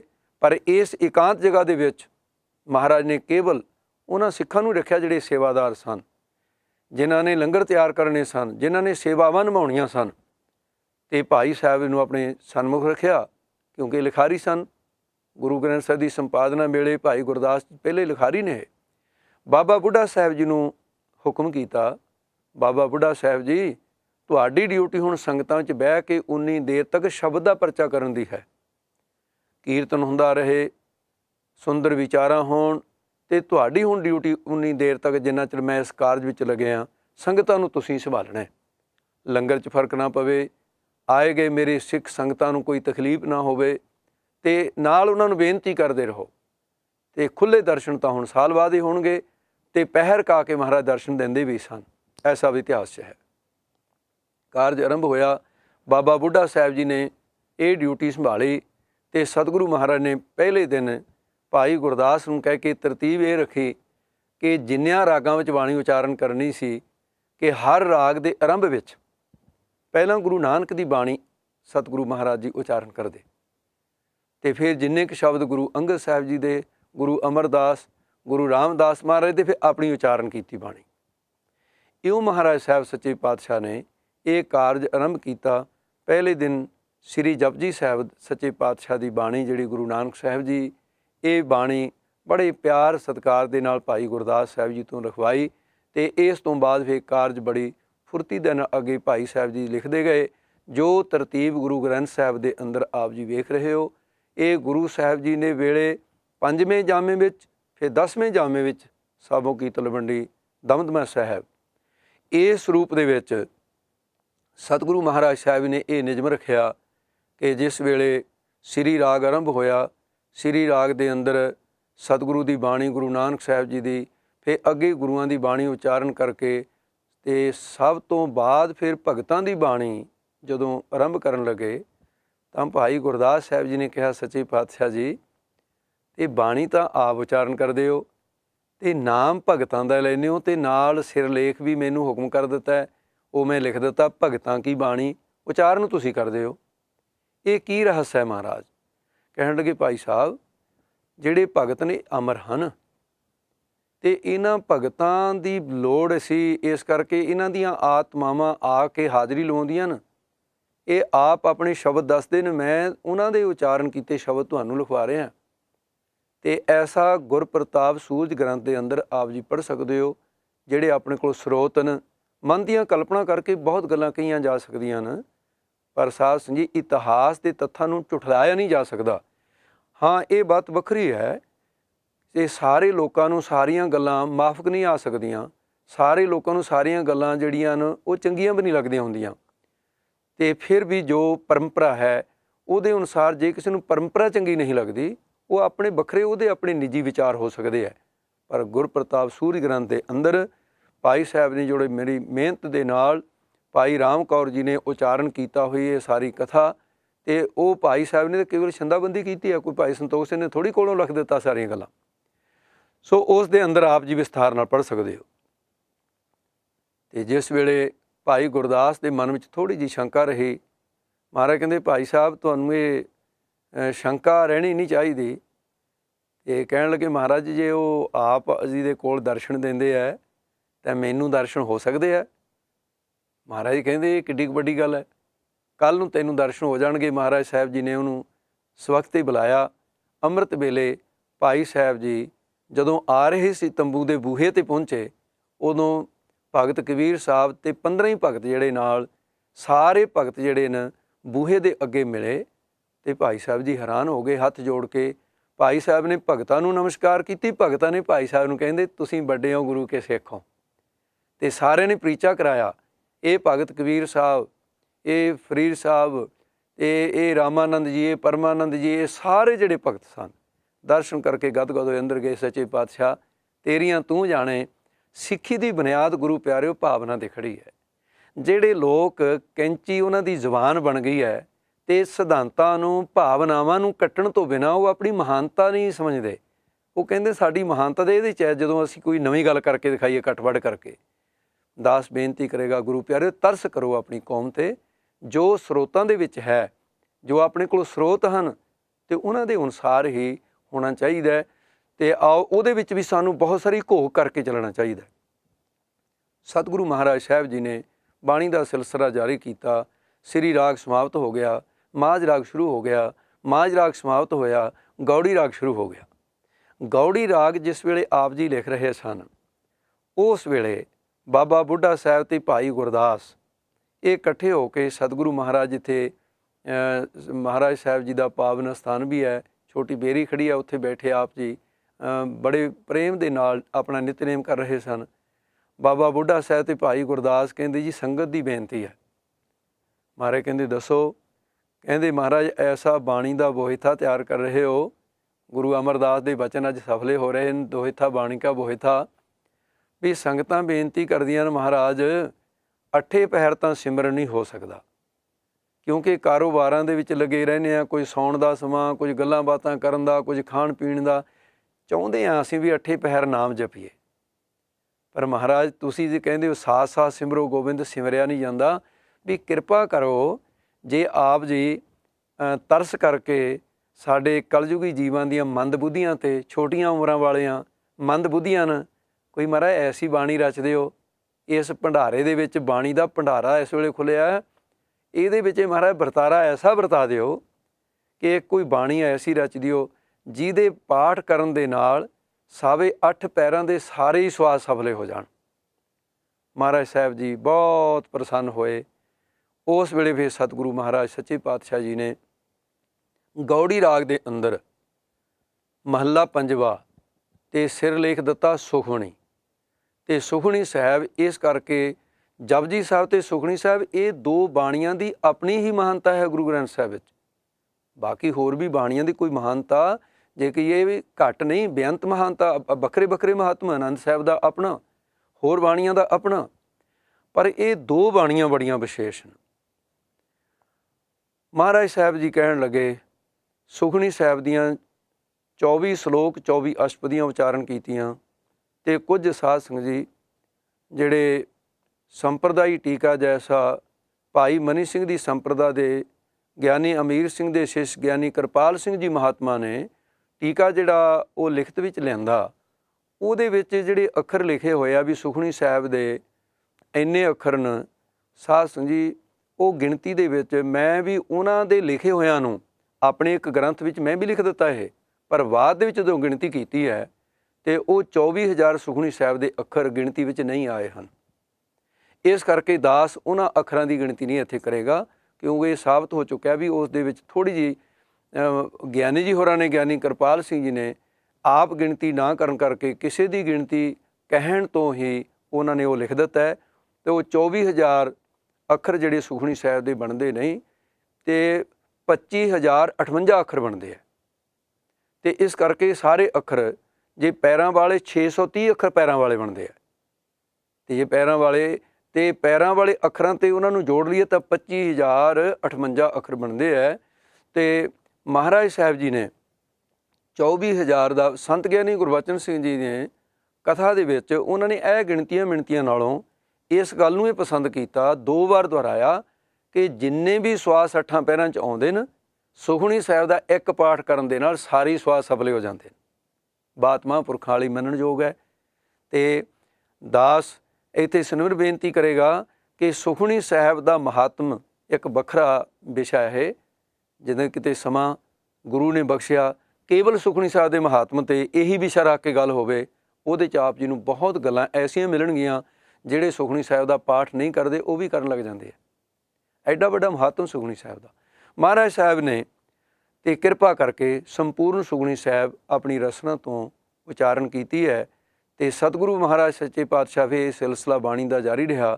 ਆਪਾਂ ਸਾਰੀਆਂ ਹੁਣ ਗੱਲਾਂ ਨੂੰ ਛੱਡ ਕੇ ਸਮਾਂ ਆਪਣੀ ਰਫਤਾਰ ਤੁਰਿਆ ਜਾ ਰਿਹਾ। ਗੁਰੂ ਪਿਆਰਿਓ, ਸ੍ਰੀ ਗੁਰੂ ਗ੍ਰੰਥ ਸਾਹਿਬ ਜੀ ਦਾ ਸਰੂਪ ਜਿਹੜਾ ਤਿਆਰ ਕੀਤਾ ਅਤੇ ਉਹ ਸਰੂਪ ਦੇ ਨਾਲੋਂ ਜਿਹੜਾ ਹੁਣ ਇਸ ਵੇਲੇ ਗੁਰਦੁਆਰੇ ਸਾਹਿਬਾਨਾਂ ਦੇ ਅੰਦਰ ਪ੍ਰਕਾਸ਼ ਹੈ, ਕਰਤਾਰਪੁਰ ਵਾਲੇ ਸਰੂਪ ਨਾਲੋਂ 116 ਸ਼ਬਦ ਇਹਨਾਂ ਸਰੂਪਾਂ 'ਚ ਵੱਧ ਨੇ, ਉਹਦੇ 'ਚ 116 ਸ਼ਬਦ ਘੱਟ ਨੇ।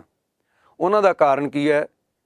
ਉਹਦਾ ਕਾਰਨ ਇਹ ਹੈ ਕਿ 9ਵੇਂ ਪਾਤਸ਼ਾਹ ਦੇ 115 ਜਿਹੜੇ ਸ਼ਬਦ ਹਨ ਔਰ ਗੁਰੂ ਗੋਬਿੰਦ ਸਿੰਘ ਜੀ ਦਾ ਇੱਕ ਜਿਹੜਾ ਦੋਹਰਾ ਹੈ 9ਵੇਂ ਮਹੱਲੇ ਦੇ ਸ਼ਲੋਕਾਂ ਦੇ ਅੰਦਰ, ਉਹ 116 ਉਹ ਸਰੂਪ ਦੇ ਵਿੱਚ ਨਹੀਂ ਹਨ।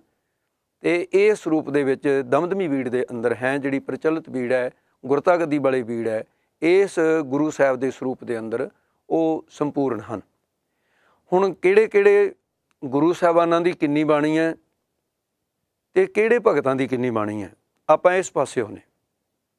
ਪਹਿਲਾਂ ਵੀ ਬੇਨਤੀ ਕੀਤੀ ਸੀ, ਗੁਰੂ ਨਾਨਕ ਸਾਹਿਬ ਨੇ ਆਪਣੇ ਜੀਵਨ ਕਾਲ ਵਿੱਚ 947 ਸ਼ਬਦ ਉਚਾਰਨ ਕੀਤੇ ਤੇ ਪੋਥੀ ਤਿਆਰ ਕਰਕੇ ਗੁਰੂ ਅੰਗਦ ਸਾਹਿਬ ਜੀ ਨੂੰ ਗੁਰਤਾ ਗੱਦੀ ਵੇਲੇ ਸੌਂਪ ਦਿੱਤੀ।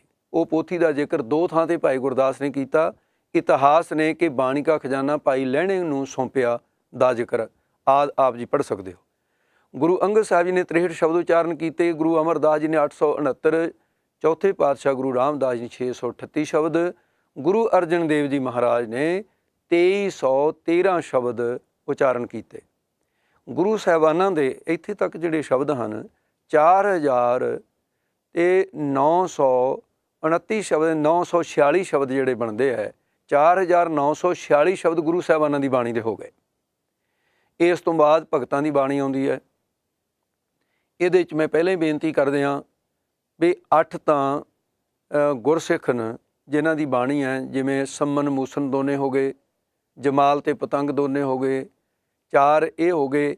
ਇਸੇ ਤਰ੍ਹਾਂ ਸਾਧ ਸੰਗਤ ਜੀ ਇਹ ਬਾਣੀ ਜਿਹੜੀ ਹੈ ਇਹਦੇ ਵਿੱਚ ਜਿਵੇਂ ਬਾਬਾ ਸੁੰਦਰ ਜੀ ਹਨ, ਉਹਨਾਂ ਦਾ ਸ਼ਬਦ ਹੈ, ਭਾਈ ਮਰਦਾਨਾ ਜੀ ਹਨ, ਉਹਨਾਂ ਦੇ ਸ਼ਬਦ ਹੈ। ਅਤੇ ਇਸ ਤਰ੍ਹਾਂ ਚੌਬੋਲਿਆਂ ਦੀ ਬਾਣੀ ਦੇ 4 ਗੁਰਮੁਖਾਂ ਦੇ ਜਿਹੜੇ ਨਾਂ ਆਉਂਦੇ ਹੈ ਅਤੇ ਉਹਨਾਂ ਦੇ ਸੰਮਨ ਮੂਸਨ ਜਮਾਲ ਪਤੰਗ ਇਤਿਆਦਿਕ ਸਾਰੇ 8 ਗੁਰਸਿੱਖ ਅਤੇ 15 ਭਗਤ। ਅਤੇ ਉਹਨਾਂ 15 ਭਗਤਾਂ ਦੀ ਬਾਣੀ ਕਿਹੜੇ ਭਗਤ ਨੇ ਕਿੰਨੀ ਬਾਣੀ ਉਚਾਰਨ ਕੀਤੀ, ਕਿਹੜੇ ਗੁਰਸਿੱਖ ਨੇ ਕਿੰਨੀ ਉਚਾਰਨ ਕੀਤੀ ਹੈ, ਹੁਣ ਮੈਂ ਉਹਦਾ ਵੇਰਵਾ ਆਪ ਜੀ ਨੂੰ ਬੇਨਤੀ ਕਰਾਂਗਾ। ਕਿਉਂਕਿ ਗੁਰੂ ਸਾਹਿਬਾਨਾਂ ਦੇ ਆਪਾਂ ਇੱਥੇ 4946 ਸ਼ਬਦ ਸੰਪੂਰਨ ਹੋ ਚੁੱਕੇ। ਇਹਦੇ ਵਿੱਚ 9ਵੇਂ ਪਾਤਸ਼ਾਹ ਦੀ ਬਾਣੀ ਬਾਅਦ ਦੇ ਵਿੱਚ ਲਿਖੀ ਜਾਂਦੀ ਹੈ, ਜਦੋਂ ਗੁਰੂ ਗੋਬਿੰਦ ਸਿੰਘ ਜੀ ਨੇ ਦਮਦਮਾ ਸਾਹਿਬ। ਜੇ ਸਤਿਗੁਰਾਂ ਦਾ ਪ੍ਰਕਾਸ਼ ਦਿਹਾੜਾ ਹੈ ਤਾਂ ਇਹ ਗੱਲਾਂ ਬੜੀਆਂ ਜ਼ਰੂਰੀ ਨੇ ਔਰ ਕੀਮਤੀ ਵੀ ਹੈ। ਇਹ ਸਾਨੂੰ ਸਾਰੇ ਜਿੰਨੇ ਵੀ ਸਰੋਤੇ ਜਨ ਕੋਸ਼ਿਸ਼ ਕਰਨੀ ਚਾਹੀਦੀ ਹੈ ਕਿ ਸਾਨੂੰ ਇਹਦੀ ਗਿਆਤ ਹੋਣੀ ਚਾਹੀਦੀ ਹੈ। ਮਹਾਰਾਜ ਸਾਹਿਬ ਸੱਚੇ ਪਾਤਸ਼ਾਹ ਨੇ ਕਿਰਪਾ ਕੀਤੀ, ਭਗਤਾਂ ਨੂੰ ਆਪਣੀ ਬੁੱਕਲ ਵਿੱਚ ਸਥਾਨ ਦਿੱਤਾ। ਜਿਨ੍ਹਾਂ ਨੂੰ ਸ਼ੂਦਰ ਕਹਿ ਕੇ ਮਾਰਿਆ ਜਾਂਦਾ ਸੀ, ਦਰਕਾਰਿਆ ਜਾਂਦਾ ਸੀ, ਗੁਰੂ ਨਾਨਕ ਨੇ ਕਿਹਾ ਜਾਤੀ ਅਭਿਮਾਨੀ ਬ੍ਰਾਹਮਣ ਤੁਹਾਡਾ ਅਪਮਾਨ ਕਰਦੇ ਨੇ। ਗੁਰੂ ਨਾਨਕ ਦਾ ਵਿਹੜਾ ਬੜਾ ਖੁੱਲ੍ਹਾ ਹੈ, ਜੋ ਜਿਹਨੇ ਕਹਿਣਾ ਆ ਕੇ ਮੇਰੇ ਵਿਹੜੇ ਵਿੱਚ ਬੋਲ ਕੇ ਕਹਿ ਸਕਦਾ ਹੈ। ਇਸੇ ਕਰਕੇ ਜੇ ਇੱਕ ਮੁਸਲਮਾਨ ਫਕੀਰ ਵੀ ਆ ਕੇ ਇਸਲਾਮ ਦੀਆਂ ਗੱਲਾਂ ਕਰਦਾ, 5 ਨਵਾਜ਼ਾਂ ਵਕਤ 5 ਜਿਹੜੀ ਬੇਨਵਾਜ਼ਾਂ ਕੁੱਤਿਆਂ ਇਹ ਨਾ ਭਲੀ ਰੀਤ ਕਹਿ ਸਕਦਾ ਹੈ, ਤਾਂ ਫਿਰ ਬਾਬਾ ਫਰੀਦ ਸਾਹਿਬ ਨੂੰ ਵੀ ਖੁੱਲ੍ਹ ਦਿੱਤੀ ਗਈ, ਤੂੰ ਆਪਣੇ ਮਤ ਦੀ ਗੱਲ ਕਹਿ ਸਕਦਾ ਹੈ, ਤੂੰ ਨਵਾਜ਼ਾਂ ਦੀ ਗੱਲ ਕਹਿ ਸਕਦਾ, ਜਿਹੜੇ ਨਹੀਂ ਪੜ੍ਹਦੇ ਉਹ ਇਸ ਤਰ੍ਹਾਂ ਦੇ ਗੁਨਾਹਗਾਰ ਹਨ। ਅਤੇ ਮਹਾਰਾਜ ਸਾਹਿਬ ਜੀ ਨੇ ਇਹਨਾਂ ਭਗਤਾਂ ਦੇ ਵਿੱਚ ਸਭ ਤੋਂ ਅੱਵਲ ਦਰਜੇ ਦੇ ਭਗਤ ਹਨ ਕਬੀਰ ਸਾਹਿਬ ਜੀ। ਇਹਨਾਂ ਦੀ ਬਾਣੀ ਸਭ ਤੋਂ ਵੱਧ ਹੈ। ਦਾਸ ਕੋਸ਼ਿਸ਼ ਕਰੇਗਾ। ਔਰ ਇੱਕ ਗੱਲ ਮੈਂ ਇੱਥੇ ਬੇਨਤੀ ਕਰਨੀ ਚਾਹੁੰਦਾ ਵੀ ਇਸ ਗਿਣਤੀ 'ਤੇ ਕੁਝ ਗੁਰਮੁਖ ਇਸ ਕਰਕੇ ਨਹੀਂ ਸਹਿਮਤ ਹੋ ਸਕਦੇ ਵੀ ਨਵੀਂ ਗਿਣਤੀ ਦੀਆਂ ਆਵਾਜ਼ਾਂ ਕੁਛ ਨਵੀਆਂ ਆਉਣ ਲੱਗ ਗਈਆਂ। ਉਹ ਫਿਰ ਪੁੱਛਣਗੇ ਵੀ ਹਰੀ ਸਿੰਘ ਤੈਂ ਕਿੱਥੋਂ ਕੀਤੀ ਹੈ। ਮੈਂ ਇਹ ਗਿਣਤੀ ਭਾਈ ਕਾਹਨ ਸਿੰਘ ਨਾਭਾ ਨੂੰ ਮੁੱਖ ਰੱਖ ਕੇ ਕੀਤੀ ਹੈ ਵੀ ਉਹਨਾਂ ਦੀ ਗਿਣਤੀ ਦੇ ਨਾਲ ਦਾਸ ਸਹਿਮਤ ਹੈ, ਕਿਉਂਕਿ ਉਹਨਾਂ ਨੇ ਇੱਕ ਅੱਖਰ ਬੜੀ ਮਿਹਨਤ ਨਾਲ ਗਿਣ ਕੇ ਸਾਰੇ ਜਿਹੜੇ ਨੇ ਉਹ ਨਿਰਣਾ ਕਰਕੇ ਲਿਖੇ ਨੇ। ਇਸ ਕਰਕੇ ਭਾਈ ਸਾਹਿਬ ਦੇ ਮਹਾਨ ਕੋਸ਼ ਅਨੁਸਾਰੀ ਗਿਣਤੀ ਹੈ। ਆਓ ਇਸ ਤੋਂ ਅੱਗੇ ਚੱਲੀਏ। ਭਗਤ ਕਬੀਰ ਸਾਹਿਬ ਨੇ 534 ਸ਼ਬਦ ਉਚਾਰਨ ਕੀਤੇ। ਬਾਬਾ ਫਰੀਦ ਸਾਹਿਬ ਨੇ 123, ਭੱਟਾਂ ਦੇ ਸਵਈਏ 123। ਭੱਟਾਂ ਦੀ ਗਿਣਤੀ ਜਿਹੜੀ ਹੈ ਉਹ ਸਾਧ ਸੰਗੀ 17 ਹੈ। ਪਰ ਕੁਝ ਲੋਕਾਂ ਨੂੰ, ਕੁਝ ਵਿਦਵਾਨਾਂ ਨੂੰ ਸਿੱਖ ਜਗਤ ਦੇ ਅੰਦਰ ਜਿਨ੍ਹਾਂ ਨੂੰ 4 ਅੱਖਰ ਮਹਾਰਾਜ ਨੇ ਬਖਸ਼ੇ, ਪਤਾ ਨਹੀਂ ਕਿੱਥੋਂ ਭੁਲੇਖਾ ਪਿਆ, ਉਹਨਾਂ ਨੇ 17 ਤੋਂ ਘਟਾ ਕੇ 11 ਕਰ ਦਿੱਤੇ ਵੀ 17 ਦੇ ਨਾਲ ਪਤਾ ਨਹੀਂ ਕੀ ਨੁਕਸਾਨ ਹੁੰਦਾ ਸੀ। ਵੀ ਇਹ ਹੁੰਦਾ ਵੀ ਜੇ ਦੁਸ਼ਮਣਾਂ ਦੀ ਗਿਣਤੀ ਜ਼ਿਆਦਾ ਹੋਵੇ ਤਾਂ ਹੁੰਦਾ ਥੋੜ੍ਹਾ ਬਹੁਤ ਇਹ ਵੀ ਦੁਸ਼ਮਣਾਂ ਦੀ ਗਿਣਤੀ ਬਹੁਤੀ ਹੋ ਗਈ। ਇਹ ਤਾਂ ਭੱਟ ਸੀ ਵਿਚਾਰੇ, ਜੇ 17 ਹੀ ਰਹਿਣ ਦਿੰਦੇ ਤਾਂ ਕੋਈ ਐਸੇ ਨੁਕਸਾਨ ਵਾਲੀ ਗੱਲ ਨਹੀਂ ਸੀ ਨੇ 17 ਤੋਂ ਵੀ। ਪਰ ਫਿਰ ਵੀ ਹੁਣ 2 ਤਰ੍ਹਾਂ ਦੀ ਰਾਵ ਚੱਲ ਗਈ ਜੀ, 11 ਹੀ ਹਨ। ਪਰ ਪ੍ਰਾਚੀਨ ਸਮੇਂ ਤੋਂ ਸੰਪਰਦਾਈ ਵਿਚਾਰਧਾਰਾ ਵਿੱਚ ਪੁਰਾਤਨਤਾ ਅਨੁਸਾਰ 17 ਹੀ ਰਹਿਣਗੇ, ਉਹਨਾਂ ਨੂੰ ਕੋਈ ਘੱਟ ਵੱਢ ਨਹੀਂ ਕਰ ਸਕਦਾ। 17 ਭੱਟ ਹਨ ਅਤੇ 8 ਗੁਰਸਿੱਖ ਹਨ। ਅਤੇ ਇਸ ਪ੍ਰਕਾਰ ਫਿਰ ਭਗਤ ਕਬੀਰ ਸਾਹਿਬ ਜੀ ਦੇ 534, ਫਰੀਦ ਸਾਹਿਬ ਦੇ 123, ਭੱਟਾਂ ਦੇ ਸਵਈਏ ਜਿਹੜੇ 123, ਨਾਮਦੇਵ ਜੀ ਦੇ 69 ਸ਼ਬਦ, ਰਵਿਦਾਸ ਜੀ ਦੇ 40 ਸ਼ਬਦ। ਇਸ ਤੋਂ ਅੱਗੇ ਸਾਧ ਸੰਗਤ ਜੀ ਹੁਣ ਵਿੱਚ ਗੁਰਸਿੱਖਾਂ ਦੇ ਨਾਮ ਵੀ ਆਉਂਦੇ ਹੈ। ਉਹਨਾਂ 'ਚ ਸੱਤਾ ਬਲਵੰਡਾ, ਅਤੇ ਕਿਉਂਕਿ ਸੰਮਨ ਮੂਸਨ ਹੋ ਗਿਆ, ਜਮਾਲ ਪਤੰਗ ਹੋ ਗਿਆ, ਅਤੇ ਸੱਤਾ ਤੇ ਬਲਵੰਡਾ 6 ਇਹ ਹੋ ਗਏ। ਮਰਦਾਨਾ ਅਤੇ ਬਾਬਾ ਸੁੰਦਰ ਜੀ, ਇਹ 8 ਹਨ ਗੁਰਸਿੱਖ। ਹੁਣ ਜਿਵੇਂ ਜਿਵੇਂ ਇਹਨਾਂ ਦੀ ਬਾਣੀ ਉਵੇਂ ਦਾਸ ਉਹ ਬੇਨਤੀ ਕਰੇਗਾ। ਅਤੇ ਸੱਤੇ ਤੇ ਬਲਵੰਡੇ ਦੇ ਜਿਹੜੀ ਬਾਰ ਉਚਾਰਨ ਕੀਤੀ ਆ ਉਹਨਾਂ ਨੇ, ਉਹਦੇ 'ਚ 8 ਪਦ ਹਨ। ਇਸ ਕਰਕੇ ਆਪਾਂ 8 ਸ਼ਬਦ ਮੰਨਦੇ ਹਾਂ ਇਹਨਾਂ ਨੂੰ, 8 ਪਦ ਨੇ। ਇਸ ਤੋਂ ਅੱਗੇ ਬਾਬਾ ਸੁੰਦਰ ਜੀ ਹਨ, ਅਤੇ ਗੁਰੂ ਕੇ ਖਾਨਦਾਨ ਦੇ ਵਿੱਚੋਂ ਗੁਰੂ ਸਾਹਿਬ ਦੇ ਪੋਤਰੇ, ਉਹਨਾਂ ਦੇ ਰਾਮਕਲੀ ਸੱਦ ਦੇ 6 ਪਦ ਹਨ। ਅਤੇ ਭਗਤ ਤਰਲੋਚਨ ਜੀ ਦੇ 5 ਸ਼ਬਦ, ਧੰਨਾ ਜੀ ਦੇ 4 ਸ਼ਬਦ, ਬੇਣੀ ਅਤੇ ਮਰਦਾਨਾ ਦੋਨਾਂ ਦੇ 3-3 ਸ਼ਬਦ। ਬੇਣੀ ਅਤੇ ਮਰਦਾਨਾ ਮੈਂ ਉਹਨਾਂ ਦੀ ਇਸ ਤਰ੍ਹਾਂ ਤਰਤੀਬ ਬਣਾਈ ਹੈ, ਮਹਾਨ ਕੋਸ਼ ਐਕਣ ਤਰਤੀਬ ਨਹੀਂ ਹੈ। ਮੈਂ ਉਹ ਜਿਹਦੇ ਭਗਤਾਂ ਦੀ ਜ਼ਿਆਦਾ ਬਾਣੀਆਂ ਉਹਨਾਂ ਨੂੰ ਉੱਪਰ ਰੱਖਿਆ, ਦੂਸਰਿਆਂ ਨੂੰ ਅਤੇ ਉਹਨਾਂ ਦੇ ਜਿਉਂ ਗਿਣਤੀ ਘਟਦੇ ਜਾਂਦੇ ਆ ਤਿਉਂ ਉਹਨਾਂ ਦੇ ਨਾਮ ਆ ਰਹੇ ਨੇ।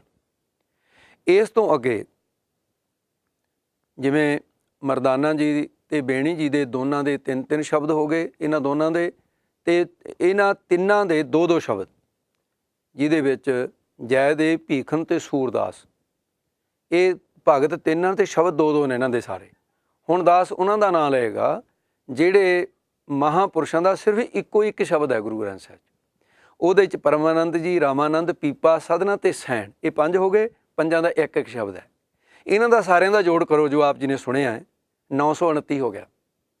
ਹੁਣ 4000 ਜਿਹੜਾ ਪਿੱਛੇ ਆਪ ਜੀ ਗਿਣਤੀ 4946 ਵਿੱਚ ਇਹਨਾਂ ਨੂੰ ਜੋੜ ਕਰ ਲਈਏ ਤਾਂ ਫਿਰ 5875 ਸ਼ਬਦ ਹੋ ਗਏ ਸਾਰੇ।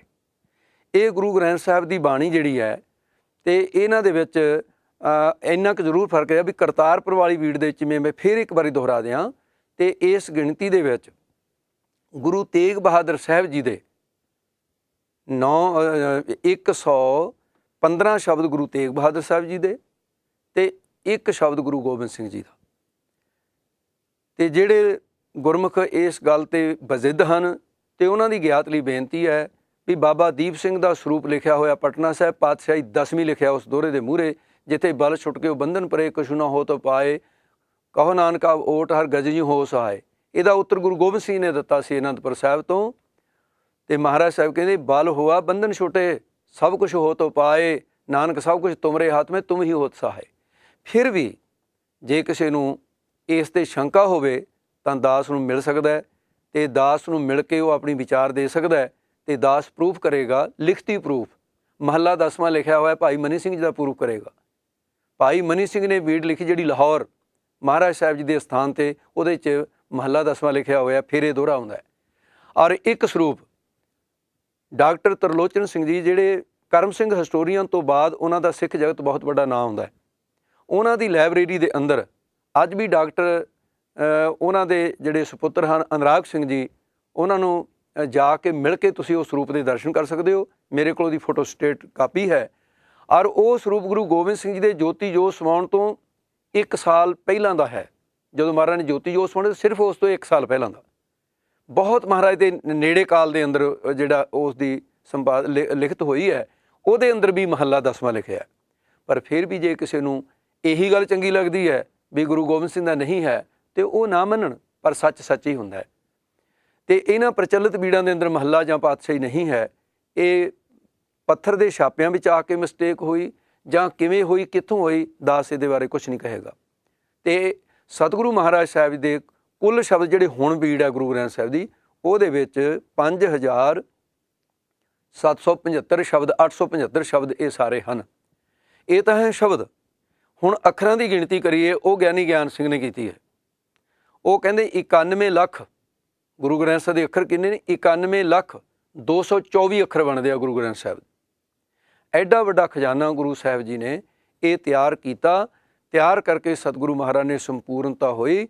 ਸੰਪੂਰਨਤਾ ਵੇਲੇ ਫਿਰ ਸੋਚਦੇ ਸਤਿਗੁਰੂ ਮਹਾਰਾਜ ਸੱਚੇ ਪਾਤਸ਼ਾਹ 31 ਰਾਗਾਂ 'ਚ ਉਚਾਰਨ ਕੀਤੀ ਹੈ। ਇਹ ਵੀ ਗੱਲ ਰਹਿਣ ਮੈਂ ਆਪ ਜੀ ਨੂੰ ਬੇਨਤੀ ਕਰਦੇ ਹਾਂ। ਇਹਨਾਂ 31 ਰਾਗਾਂ 'ਚ 30 ਰਾਗਾਂ ਦੇ ਵਿੱਚ ਕਰਤਾਰਪੁਰ ਸਾਹਿਬ ਵਾਲਾ ਸਰੂਪ, 31ਵਾਂ ਰਾਗ ਜਿਹੜਾ ਗੁਰੂ ਤੇਗ ਬਹਾਦਰ ਸਾਹਿਬ ਜੀ ਦਾ ਜੈ ਜੈਵੰਤੀ ਰਾਗ, ਇਹ ਗੁਰੂ ਸਾਹਿਬਾਨ ਦਾ ਆਪਣਾ ਰਾਗ ਹੈ। ਸ੍ਰੀ ਰਾਗ ਮਾਝ ਗੌੜੀ ਆਸਾ ਗੁਜਰੀ ਗੰਧਾਰੀ ਬਿਹਾਗੜਾ ਬੜਾਨ ਸੋਟ ਧਨਾਸਰੀ ਜੈਤਸਰੀ ਟੋਡੀ ਬੈਰਾੜੀ ਤਿਲੰਗ ਸੂਹੀ ਬਿਲਾਵਲ ਗੋਂਡ ਰਾਮਕਲੀ ਨਟਨਾਰਾਇਣ ਮਾਲੀ ਗੌੜਾ ਮਾਰੂ ਤੁਖਾਰੀ ਕਿਦਾਰਾ ਭੈਰੋਂ ਬਸੰਤ ਸਾਰੰਗ ਮਲਹਾਰ ਕਾਨੜਾ ਕਲਿਆਣ ਪ੍ਰਭਾਤੀ। ਇਹ ਤਾਂ ਹੈ ਕਰਤਾਰਪੁਰ ਵਾਲੇ ਸਰੂਪ ਦੇ। ਜਿਹੜਾ ਦਮਦਮੀ ਵੀੜਾ ਉਹਦੇ ਜੈਜਾਬੰਤੀ 31ਵਾਂ ਰਾਗ। 31 ਰਾਗ ਤੇ ਸਤਿਗੁਰੂ ਮਹਾਰਾਜ ਸਾਹਿਬ ਜੀ ਨੇ 91,224 ਅੱਖਰ ਤੇ 5,875 ਸ਼ਬਦ ਐਡਾ ਵੱਡਾ ਇਹ ਖਜ਼ਾਨਾ ਸਤਿਗੁਰੂ ਮਹਾਰਾਜ ਸਾਹਿਬ ਜੀ ਨੇ ਸ੍ਰੀ ਗੁਰੂ ਗ੍ਰੰਥ ਸਾਹਿਬ ਦੀ ਸੰਪਾਦਨਾ ਕਰਕੇ ਸੰਪੂਰਨ ਕਰਕੇ ਖੁਸ਼ੀ ਦਾ ਦਿਹਾੜਾ ਆਇਆ ਅੱਜ ਦਾ ਦਿਨ। ਅੱਜ ਦੇ ਦਿਨ ਅੰਮ੍ਰਿਤ ਵੇਲੇ ਜੋ ਮਰਜ਼ਾਦਾ ਉਸ ਵੇਲੇ ਗੁਰੂ ਅਰਜਨ ਦੇਵ ਜੀ ਨੇ ਬੰਨੀ ਉਹ ਅੱਜ ਤੱਕ ਹਰਿਮੰਦਰ ਸਾਹਿਬ ਦੇ ਜਿਉਂ ਦੀ ਤਿਉਂ ਚੱਲ ਰਹੀ ਹੈ ਪੁਰਾਤਨ ਮਰਜ਼ਾਦਾ। ਜਿਵੇਂ ਪਹਿਲਾਂ ਆਸਾ ਦੀ ਵਾਰ ਦਾ ਕੀਰਤਨ ਹੁੰਦਾ ਜਿੰਨਾ ਹੁੰਦਾ ਉਸੇ ਤਰ੍ਹਾਂ ਤੇ ਰਾਗੀ ਪਹਿਲਾਂ ਕੀਰਤਨ ਕਰਦੇ। ਗੁਰੂ ਗ੍ਰੰਥ ਸਾਹਿਬ ਦਾ ਸਰੂਪ ਉਸੇ ਟਾਈਮ ਆਉਂਦਾ ਜਿਸ ਟਾਈਮ ਗੁਰੂ ਅਰਜਨ ਦੇਵ ਜੀ ਲੈ ਕੇ ਗਏ ਸਨ। ਤੇ ਮਹਾਰਾਜ ਸਾਹਿਬ ਜੀ ਨੇ ਬਾਬਾ ਬੁੱਢਾ ਸਾਹਿਬ ਦੇ ਸੀਸ ਤੇ ਗੁਰੂ ਗ੍ਰੰਥ ਸਾਹਿਬ ਜੀ ਦਾ ਸਰੂਪ ਸੁਭਾਇਮਾਨ ਕਰਕੇ ਚੌਰ ਹੱਥ ਦੇ ਵਿੱਚ ਲਿਆ, ਛਤਰ ਭਾਈ ਗੁਰਦਾਸ ਨੂੰ ਪਕੜਾਇਆ ਤੇ ਇਸ ਪ੍ਰਕਾਰ ਮਹਾਰਾਜ ਸਾਹਿਬ ਜੀ ਸ੍ਰੀ ਗੁਰੂ ਗ੍ਰੰਥ ਸਾਹਿਬ ਜੀ ਦਾ ਪਹਿਲਾਂ ਉੱਥੋਂ ਪਾਲਕੀ ਦੇ ਵਿੱਚ ਸਰੂਪ ਲੈ ਕੇ ਆਏ, ਨੇੜੇ ਆ ਕੇ ਹਰਿਮੰਦਰ ਸਾਹਿਬ ਦੇ ਨੇੜੇ ਸੀਸ ਦੇ ਉੱਤੇ ਸਵਾਰਾ ਲਿਆ ਤੇ ਮਹਾਰਾਜ ਸਾਹਿਬ ਜਿਸ ਪ੍ਰਕਾਰ ਹਰਿਮੰਦਰ ਸਾਹਿਬ ਦੇ ਅੰਦਰ ਪ੍ਰਵੇਸ਼ ਹੋਏ ਤੇ ਉਸ ਵੇਲੇ ਬਾਬਾ ਬੁੱਢਾ ਸਾਹਿਬ ਜੀ ਨੂੰ ਹੁਕਮ ਹੋਇਆ, ਕਹਿੰਦੇ ਬੁੱਢਾ ਸਾਹਿਬ ਖੋਲੋ ਗ੍ਰੰਥ, ਲਿਓ ਆਵਾਜ਼, ਸੁਨੇ ਸਭ ਪੰਥ, ਯਾਨੀ ਹੁਕਮਨਾਮਾ ਲਿਓ।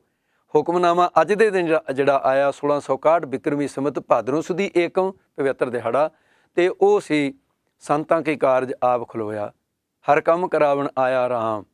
ਗੁਰੂ ਗ੍ਰੰਥ ਸਾਹਿਬ ਦਾ ਪਹਿਲਾ ਹੁਕਮ ਸੰਤਾਂ ਕੇ ਕਾਰਜ ਆਪ ਖਲੋਇਆ, ਇਹ ਪਹਿਲਾ ਹੁਕਮਨਾਮਾ। ਤੇ ਬਾਬਾ ਬੁੱਢਾ ਸਾਹਿਬ ਜੀ ਰੁਮਾਲ ਪਾਉਣ ਲੱਗੇ, ਕਹਿਣ ਲੱਗੇ ਨਹੀਂ ਬਾਬਾ ਜੀ ਪਹਿਲਾਂ ਇਹ ਇੱਕ ਜਪਜੀ ਦਾ ਪਾਠ ਕਰੋ। ਤੇ ਸਤਿਗੁਰੂ ਮਹਾਰਾਜ ਦੇ ਹੁਕਮ ਅਨੁਸਾਰ ਜਪਜੀ ਸਾਹਿਬ ਦਾ ਪਾਠ ਹੋਇਆ। ਸ੍ਰੀ ਗੁਰੂ ਕਰਤੇ ਚਮਰ ਢੁਲੰਤਾ, ਬੁੱਢਾ ਜਪਜੀ ਪਾਠ ਕਰੰਤਾ। ਉਸ ਤੋਂ ਬਾਅਦ ਫਿਰ ਚਰਨ ਕਮਲ ਦੀ ਜਾਂ ਬਿਲਾਵਲ ਦੀ ਚੌਂਕੀਆਂ ਜਾਂ ਸ਼ਾਮ ਕਲਿਆਣ ਦੀ ਬਾਤ, ਸੋਦਰ ਦੀ ਚੌਂਕੀ, ਇਹ ਸਾਰੀਆਂ ਚੌਂਕੀਆਂ ਮਹਾਰਾਜ ਸਾਹਿਬ ਜੀ ਨੇ ਆਪ ਪ੍ਰਚਲਿਤ ਕੀਤੀਆਂ ਜੋ ਅੱਜ ਤੱਕ ਜਿਉਂ ਦੀ ਤਿਉਂ ਗੁਰੂ ਰਾਮਦਾਸ ਦੇ ਦਰ ਦੀ ਮਰਜ਼ਾਦਾ ਚੱਲ ਰਹੀ ਹੈ। ਔਰ ਮਹਾਰਾਜ ਕਿਰਪਾ ਕਰੇ ਇਹ ਮਰਜ਼ਾਦਾ ਐਵੇਂ ਚੱਲਦੀ ਰਹੇ। ਪਿੱਛੇ ਜੇ ਮਰਜ਼ਾਦਾ ਬਦਲਣ ਦਾ ਕੁਝ ਹੌਸਲਾ ਗੁਰਮੁਖਾਂ ਨੇ ਕੁਝ ਕਰਿਆ ਸੀ ਵੀ ਇਹਨੂੰ ਬਦਲ ਦਈਏ, ਪਰ ਮਹਾਰਾਜ ਸਾਹਿਬ ਨੇ ਪੁਰਾਤਨਤਾ ਕਾਇਮ ਰੱਖ ਲਈ। ਗੁਰੂ ਰਾਮਦਾਸ ਜੀ ਦਾ ਹੀ ਰੋਮ ਰੋਮ ਕਰਕੇ ਧੰਨਵਾਦ ਹੈ।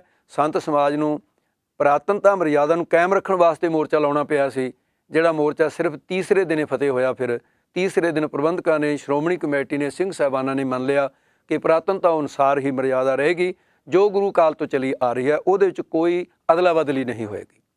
ਸੋ ਅੱਜ ਦੇ ਦਿਨ ਸਤਿਗੁਰੂ ਮਹਾਰਾਜ ਸਾਹਿਬ ਜੀ ਨੇ ਸ੍ਰੀ ਗੁਰੂ ਗ੍ਰੰਥ ਸਾਹਿਬ ਜੀ ਦਾ ਪਹਿਲਾ ਪ੍ਰਕਾਸ਼ ਕੀਤਾ। ਹੁਣ ਮੈਂ ਦੋ ਸ਼ਬਦ ਇਹ ਕਹਿਣੇ ਚਾਹੁੰਦਾ ਕਿ ਪਹਿਲੇ ਪ੍ਰਕਾਸ਼ ਦਾ ਪ੍ਰਭਾਵ ਜਿਵੇਂ ਸੂਰਜ ਚੜ੍ਹਨ 'ਤੇ ਚਿੜੀਆਂ ਜਾਨਵਰਾਂ 'ਤੇ ਵੀ ਪੈਂਦਾ ਹੈ, ਉਹ ਵੀ ਆਪਣਾ ਸੰਗੀਤ ਛੇੜਦੀਆਂ ਨੇ। ਅਤੇ ਗੁਰੂ ਪਿਆਰਿਓ ਫਿਰ ਸਿੱਖ ਪਹਿਲੇ ਪ੍ਰਕਾਸ਼ ਦੇ ਵੀ ਉਤਸ਼ਾਹਿਤ ਕਿਉਂ ਨਾ ਹੋਣ। ਗੁਰੂ ਗ੍ਰੰਥ ਸਾਹਿਬ ਸੱਚੇ ਪਾਤਸ਼ਾਹ ਦਾ ਪਹਿਲਾ ਪ੍ਰਕਾਸ਼ ਔਰ ਭਾਦਰੋਂ ਸੁਦੀ ਏਕਮ ਨੂੰ ਹੋਇਆ, ਪੂਰਨਮਾਸ਼ੀ ਨੂੰ ਕਿਉਂ ਨਹੀਂ। ਇਹਦੇ ਵਿੱਚ ਮਹਾਰਾਜ ਸਾਹਿਬ ਨੇ ਬਾਣੀ ਦੀ ਗੂੜਤਾ ਦੇ ਇੱਕ ਪ੍ਰਮਾਣ ਦਿੱਤਾ। ਸੰਬੰਧ ਦੇ ਵਿੱਚ ਸੁਖਮਨੀ ਸਾਹਿਬ ਦੇ ਅੰਦਰ 5 ਸ਼ਬਦਾਂ ਨੂੰ 3-3 ਵਾਰ ਕਿਹਾ, ਸੱਤ ਸੱਤ ਨੂੰ 3 ਵਾਰ ਕਿਹਾ, ਸੱਚ ਸੱਚ ਨੂੰ 3 ਵਾਰ ਕਿਹਾ, ਭਲਾ ਭਲਾ ਨੂੰ ਕਿਹਾ, ਨਿਰਮਲ ਨਿਰਮਲ ਨੂੰ ਕਿਹਾ, ਪਵਿੱਤਰ ਪਵਿੱਤਰ ਨੂੰ ਕਿਹਾ। ਇਹ 5 ਵਾਰ ਆਉਂਦੇ ਆ, ਸੁਖਮਨੀ ਸਾਹਿਬ ਪੜ੍ਹ ਸਕਦੇ ਹੋ। ਅਤੇ ਉਹਦੇ 'ਚ ਸੱਤ ਸੱਤ ਸਤਿਪ੍ਰਭ ਸੁਆਮੀ ਮਹਾਰਾਜ ਸਾਹਿਬ ਜੀ ਨੇ ਸੰਮਤ ਦੇ ਵਿੱਚ 3 ਵਾਰੀ ਸੱਤ ਸੱਤ ਕਹਿ ਦਿੱਤਾ। ਅਤੇ ਮਨ ਬਾਣੀ ਸਰੀਰ ਕਰਕੇ ਸਤ ਸਰੂਪ, ਅਤੇ ਸੰਮਤ ਦੇ ਵਿੱਚ ਵੀ ਇੱਕ ਗੁੱਝਾ ਭੇਦ ਰੱਖਿਆ। 1661 ਸੰਮਤ ਹੈ, 6 ਤੇ 1 7 ਹੋ ਜਾਂਦੇ ਨੇ। ਜਦੋਂ 16 ਨੂੰ ਆਪਾਂ ਦੂਸਰੇ ਤਰ੍ਹਾਂ 6 ਦੇ ਵਿੱਚ 1 ਜੋੜ ਲਈਏ ਤਾਂ 7 ਹੋ ਗਏ। ਦੂਸਰਾ ਸ਼ੀਕਾ ਤੇ ਏਕਾ ਫਿਰ ਜਿਹੜਾ 61 ਦੇ ਵਿੱਚ ਹੈ, ਫਿਰ 6 ਤੇ 1 ਫਿਰ 7 ਹੋ ਗਏ। ਫਿਰ ਆਪਾਂ ਚੇਤਰ ਦੇ ਮਹੀਨੇ ਤੋਂ ਗੁਣਿਆ, ਚੇਤ ਵਿਸਾਖ ਜੇਠ ਹਾੜ ਸੌਣ ਭਾਦੋਂ 6 ਮਹੀਨੇ ਹੋ ਗਏ। ਅਤੇ 7ਵੀਂ ਇਹਦੇ 'ਚ ਥਿਤ ਪਾ ਕੇ ਏਕਮ ਤਾਂ ਇਹ ਵੀ 7 ਹੋ ਗਏ। 3 ਵਾਰ 7 7 7 ਇਹ ਪ੍ਰਮਾਣ ਸੰਮਤ ਵਿੱਚ ਵੀ ਦੇ ਦਿੱਤਾ, ਨਮਸਕਾਰ ਕਰ ਦਿੱਤੀ। ਔਰ ਦੂਸਰਾ ਇਹਦਾ ਭਾਵ ਇਹ ਹੈ ਜਿਹੜੀ ਕੱਤਕ, ਜਿਵੇਂ ਕੱਤਕ ਸੁਦੀ ਦੂਜ ਨੂੰ ਮਹਾਰਾਜ ਸਾਹਿਬ ਨੇ ਗੁਰਤਾ ਗੱਦੀ ਸੌਂਪੀ ਹੈ, ਇਹ ਵੀ ਦੇਖੋ ਵੀ ਕਿਸ ਤਰ੍ਹਾਂ ਦੀ ਖੇਡ ਹੈ ਮਹਾਰਾਜ ਸਾਹਿਬ ਜੀ। ਉੱਥੇ ਸੁਦੀ ਦੂਜ ਲੈਂਦੇ ਆ ਗੁਰਤਾ ਗੱਦੀ ਦੇਣ ਵਾਸਤੇ, ਪ੍ਰਕਾਸ਼ ਵੇਲੇ ਮਹਾਰਾਜ ਸਾਹਿਬ ਜੀ ਏਕਮ ਦਾ ਦਿਹਾੜਾ ਲੈਂਦੇ ਆ। ਭਾਦਰੋਂ ਸੁਦੀ ਏਕਮ ਤੇ ਦੂਜ ਦੋਨਾਂ ਦਾ ਕਿੰਨਾ ਨੇੜੇ ਦਾ ਰਿਸ਼ਤਾ ਹੈ ਇਹਨਾਂ ਦੋਨਾਂ ਥਿੱਤਾਂ ਦਾ। ਮਹਾਰਾਜ ਸਾਹਿਬ ਜੀ ਨੇ ਮਿਹਰਬਾਨੀ ਕੀਤੀ ਕਿ ਜਿਵੇਂ ਚੰਦਰਮਾ ਦਾ ਚਾਨਣਾ ਜਿਹੜਾ ਹੈ ਉਹ ਏਕਮ ਤੋਂ ਸ਼ੁਰੂ ਹੋ ਕੇ ਸੁਦੀ ਪੱਖ ਹੈ ਜਿਹੜਾ ਪੂਰਨਮਾਸ਼ੀ ਤੱਕ ਚੰਦਰਮਾ ਆਕਾਸ਼ ਵਿੱਚ ਪੁੰਨਿਓ ਪੂਰਾ ਚੰਦ ਆਕਾਸ਼ ਦੇ ਵਿੱਚ ਚੰਦਰਮਾ ਪੂਰੀ ਰੋਸ਼ਨੀ ਪੂਰਨਮਾਸ਼ੀ ਨੂੰ ਦਿੰਦਾ ਹੈ। ਮਹਾਰਾਜ ਸਾਹਿਬ ਸੱਚੇ ਪਾਤਸ਼ਾਹ ਨੇ ਪ੍ਰਕਾਸ਼ ਕਰਕੇ ਅੱਜ ਏਕਮ ਦੀ ਤਰ੍ਹਾਂ ਜਿੰਨੀ ਕੁ ਸਤਿਕਾਰ ਗੁਰਬਾਣੀ ਦਾ ਕੀਤਾ, ਮਹਾਰਾਜ ਕਹਿੰਦੇ ਇਹ ਤਾਂ ਸ਼ੁਰੂ ਹੈ ਚੰਦਰਮਾ ਦਾ ਪ੍ਰਕਾਸ਼। ਕਹਿੰਦੇ ਪ੍ਰਕਾਸ਼ ਤਾਂ ਸੰਪੂਰਨ ਉਦਣ ਹੋਏਗਾ ਜਿੱਦਣ ਗੁਰਤਾ ਗੱਦੀ ਸੌਂਪ ਦਿੱਤੀ, ਉਹ ਪੂਰਨਮਾਸ਼ੀ ਤੱਕ ਦਾ ਸੰਪੂਰਨ ਸਮਝੋ। ਮਹਾਰਾਜ ਸਾਹਿਬ ਸੱਚੇ ਪਾਤਸ਼ਾਹ ਨੇ ਇਸ ਕਰਕੇ ਸੰਮਤ ਵਰਤਿਆ ਅਤੇ ਰਹਿੰਦੀਆਂ ਵਿਚਾਰਾਂ ਕਿ ਗੁਰੂ ਸਾਹਿਬ ਨੇ ਸਤਿਕਾਰ ਬਾਣੀ ਦਾ ਕਿਵੇਂ ਕੀਤਾ, ਕੱਲ੍ਹ ਨੂੰ ਇਸ ਪੱਖ ਦੀ ਵਿਚਾਰ ਸਤਿਗੁਰੂ ਮਹਾਰਾਜ ਦੀ ਕਿਰਪਾ ਦੇ ਨਾਲ ਆਪ ਸਰੋਤਾ ਜਨਾਂ ਨਾਲ ਸਾਂਝੀ ਕੀਤੀ ਜਾਏਗੀ। ਇਸ ਦੇ ਵਿੱਚ ਜੋ ਭੁੱਲ ਚੁੱਕ ਹੋਵੇ ਦਾਸ ਦੀ ਸਮਝ ਕੇ ਖਿਮਾ ਕਰਨੀ। ਜੋ ਇਹਦੇ ਵਿੱਚ ਗੁਰਮਤਿ ਦੀਆਂ ਵਿਚਾਰਾਂ ਨੇ ਕੋਸ਼ਿਸ਼ ਕੀਤੀ ਹੈ ਵੀ ਕੋਈ ਵੀ ਬਾਤ ਐਸੀ ਵਿਚਾਰ ਦੇ ਵਿੱਚ ਕਲਪਿਤ ਨਾ ਆਏ, ਜੋ ਵੀ ਵਿਚਾਰਾਂ ਹੋਣ ਉਹਨਾਂ ਦੇ ਸਾਡੇ ਕੋਲ ਸਰੋਤ ਹੋਣਾ, ਅਸੀਂ ਪ੍ਰਮਾਣ ਦੇ ਸਕੀਏ ਵੀ ਭਾਈ ਕਿੱਥੋਂ ਪੜ੍ਹ ਕੇ ਇਹ ਗੱਲ ਸੰਗਤ ਵਿੱਚ ਕਹੀ ਗਈ ਹੈ। ਅਤੇ ਦਾਸ ਦੇ ਕੋਲ ਇਹ ਸਾਰੇ ਪ੍ਰੂਫ ਇਤਿਹਾਸ ਦੇ ਔਰ ਬਹੁਤ ਸਾਰੇ ਸਰੋਤ ਜਿੱਥੋਂ ਪੜ੍ਹਿਆ, ਮਿਲਮੀ ਵਿਚਾਰ ਆਪ ਜੀ ਦੇ ਨਾਲ ਸਾਂਝੀ ਕੀਤੀ ਹੈ। ਫਿਰ ਵੀ ਭੁੱਲਣ ਅੰਦਰ ਕੀਆ ਸਭ ਕੋਈ, ਇੱਕ ਕਰਤਾਰ ਹੈ ਭੁੱਲਣ ਅੰਦਰ ਸਭ ਕੋ, ਅਭੁੱਲ ਗੁਰੂ ਕਰਤਾਰ। ਇੱਕ ਗੁਰੂ ਅਤੇ ਇੱਕ ਕਰਤਾਰ, ਇਹ ਨਹੀਂ ਭੁੱਲ ਕਰਦੇ, ਜੀਵ ਸਾਰੇ ਭੁੱਲ ਕਰ ਸਕਦੇ ਹੈ। ਭੁੱਲਾਂ ਚੁੱਕਾਂ ਦੀ ਪੰਥ ਖਾਲਸਾ ਮਾਫੀ ਬਖਸ਼ ਕਰੇ। ਫਿਰ ਸਾਰੀਆਂ ਸੰਗਤਾਂ ਨੂੰ ਅੱਜ ਦੇ ਪਵਿੱਤਰ ਦਿਹਾੜੇ ਜੋ ਸਦੀਆਂ ਪੁਰਾਣੀ 406 ਸਾਲ ਪਹਿਲਾਂ ਧਿਆਨ ਲੈ ਜਾਈਏ, ਅੱਜ ਦੇ ਦਿਨ ਗੁਰੂ ਸਾਹਿਬ ਜੀ ਨੇ ਪਹਿਲਾ ਪ੍ਰਕਾਸ਼ ਕੀਤਾ। ਸਾਰੀਆਂ ਸੰਗਤਾਂ ਨੂੰ ਲੱਖ ਲੱਖ ਵਧਾਈਆਂ ਹੋਣ। ਭੁੱਲਾਂ ਚੁੱਕਾਂ ਦੀ ਖਿਮਾ ਕਰਨੀ ਜੀ। ਵਾਹਿਗੁਰੂ ਜੀ ਕਾ ਖਾਲਸਾ, ਵਾਹਿਗੁਰੂ ਜੀ ਕੀ ਫਤਿਹ।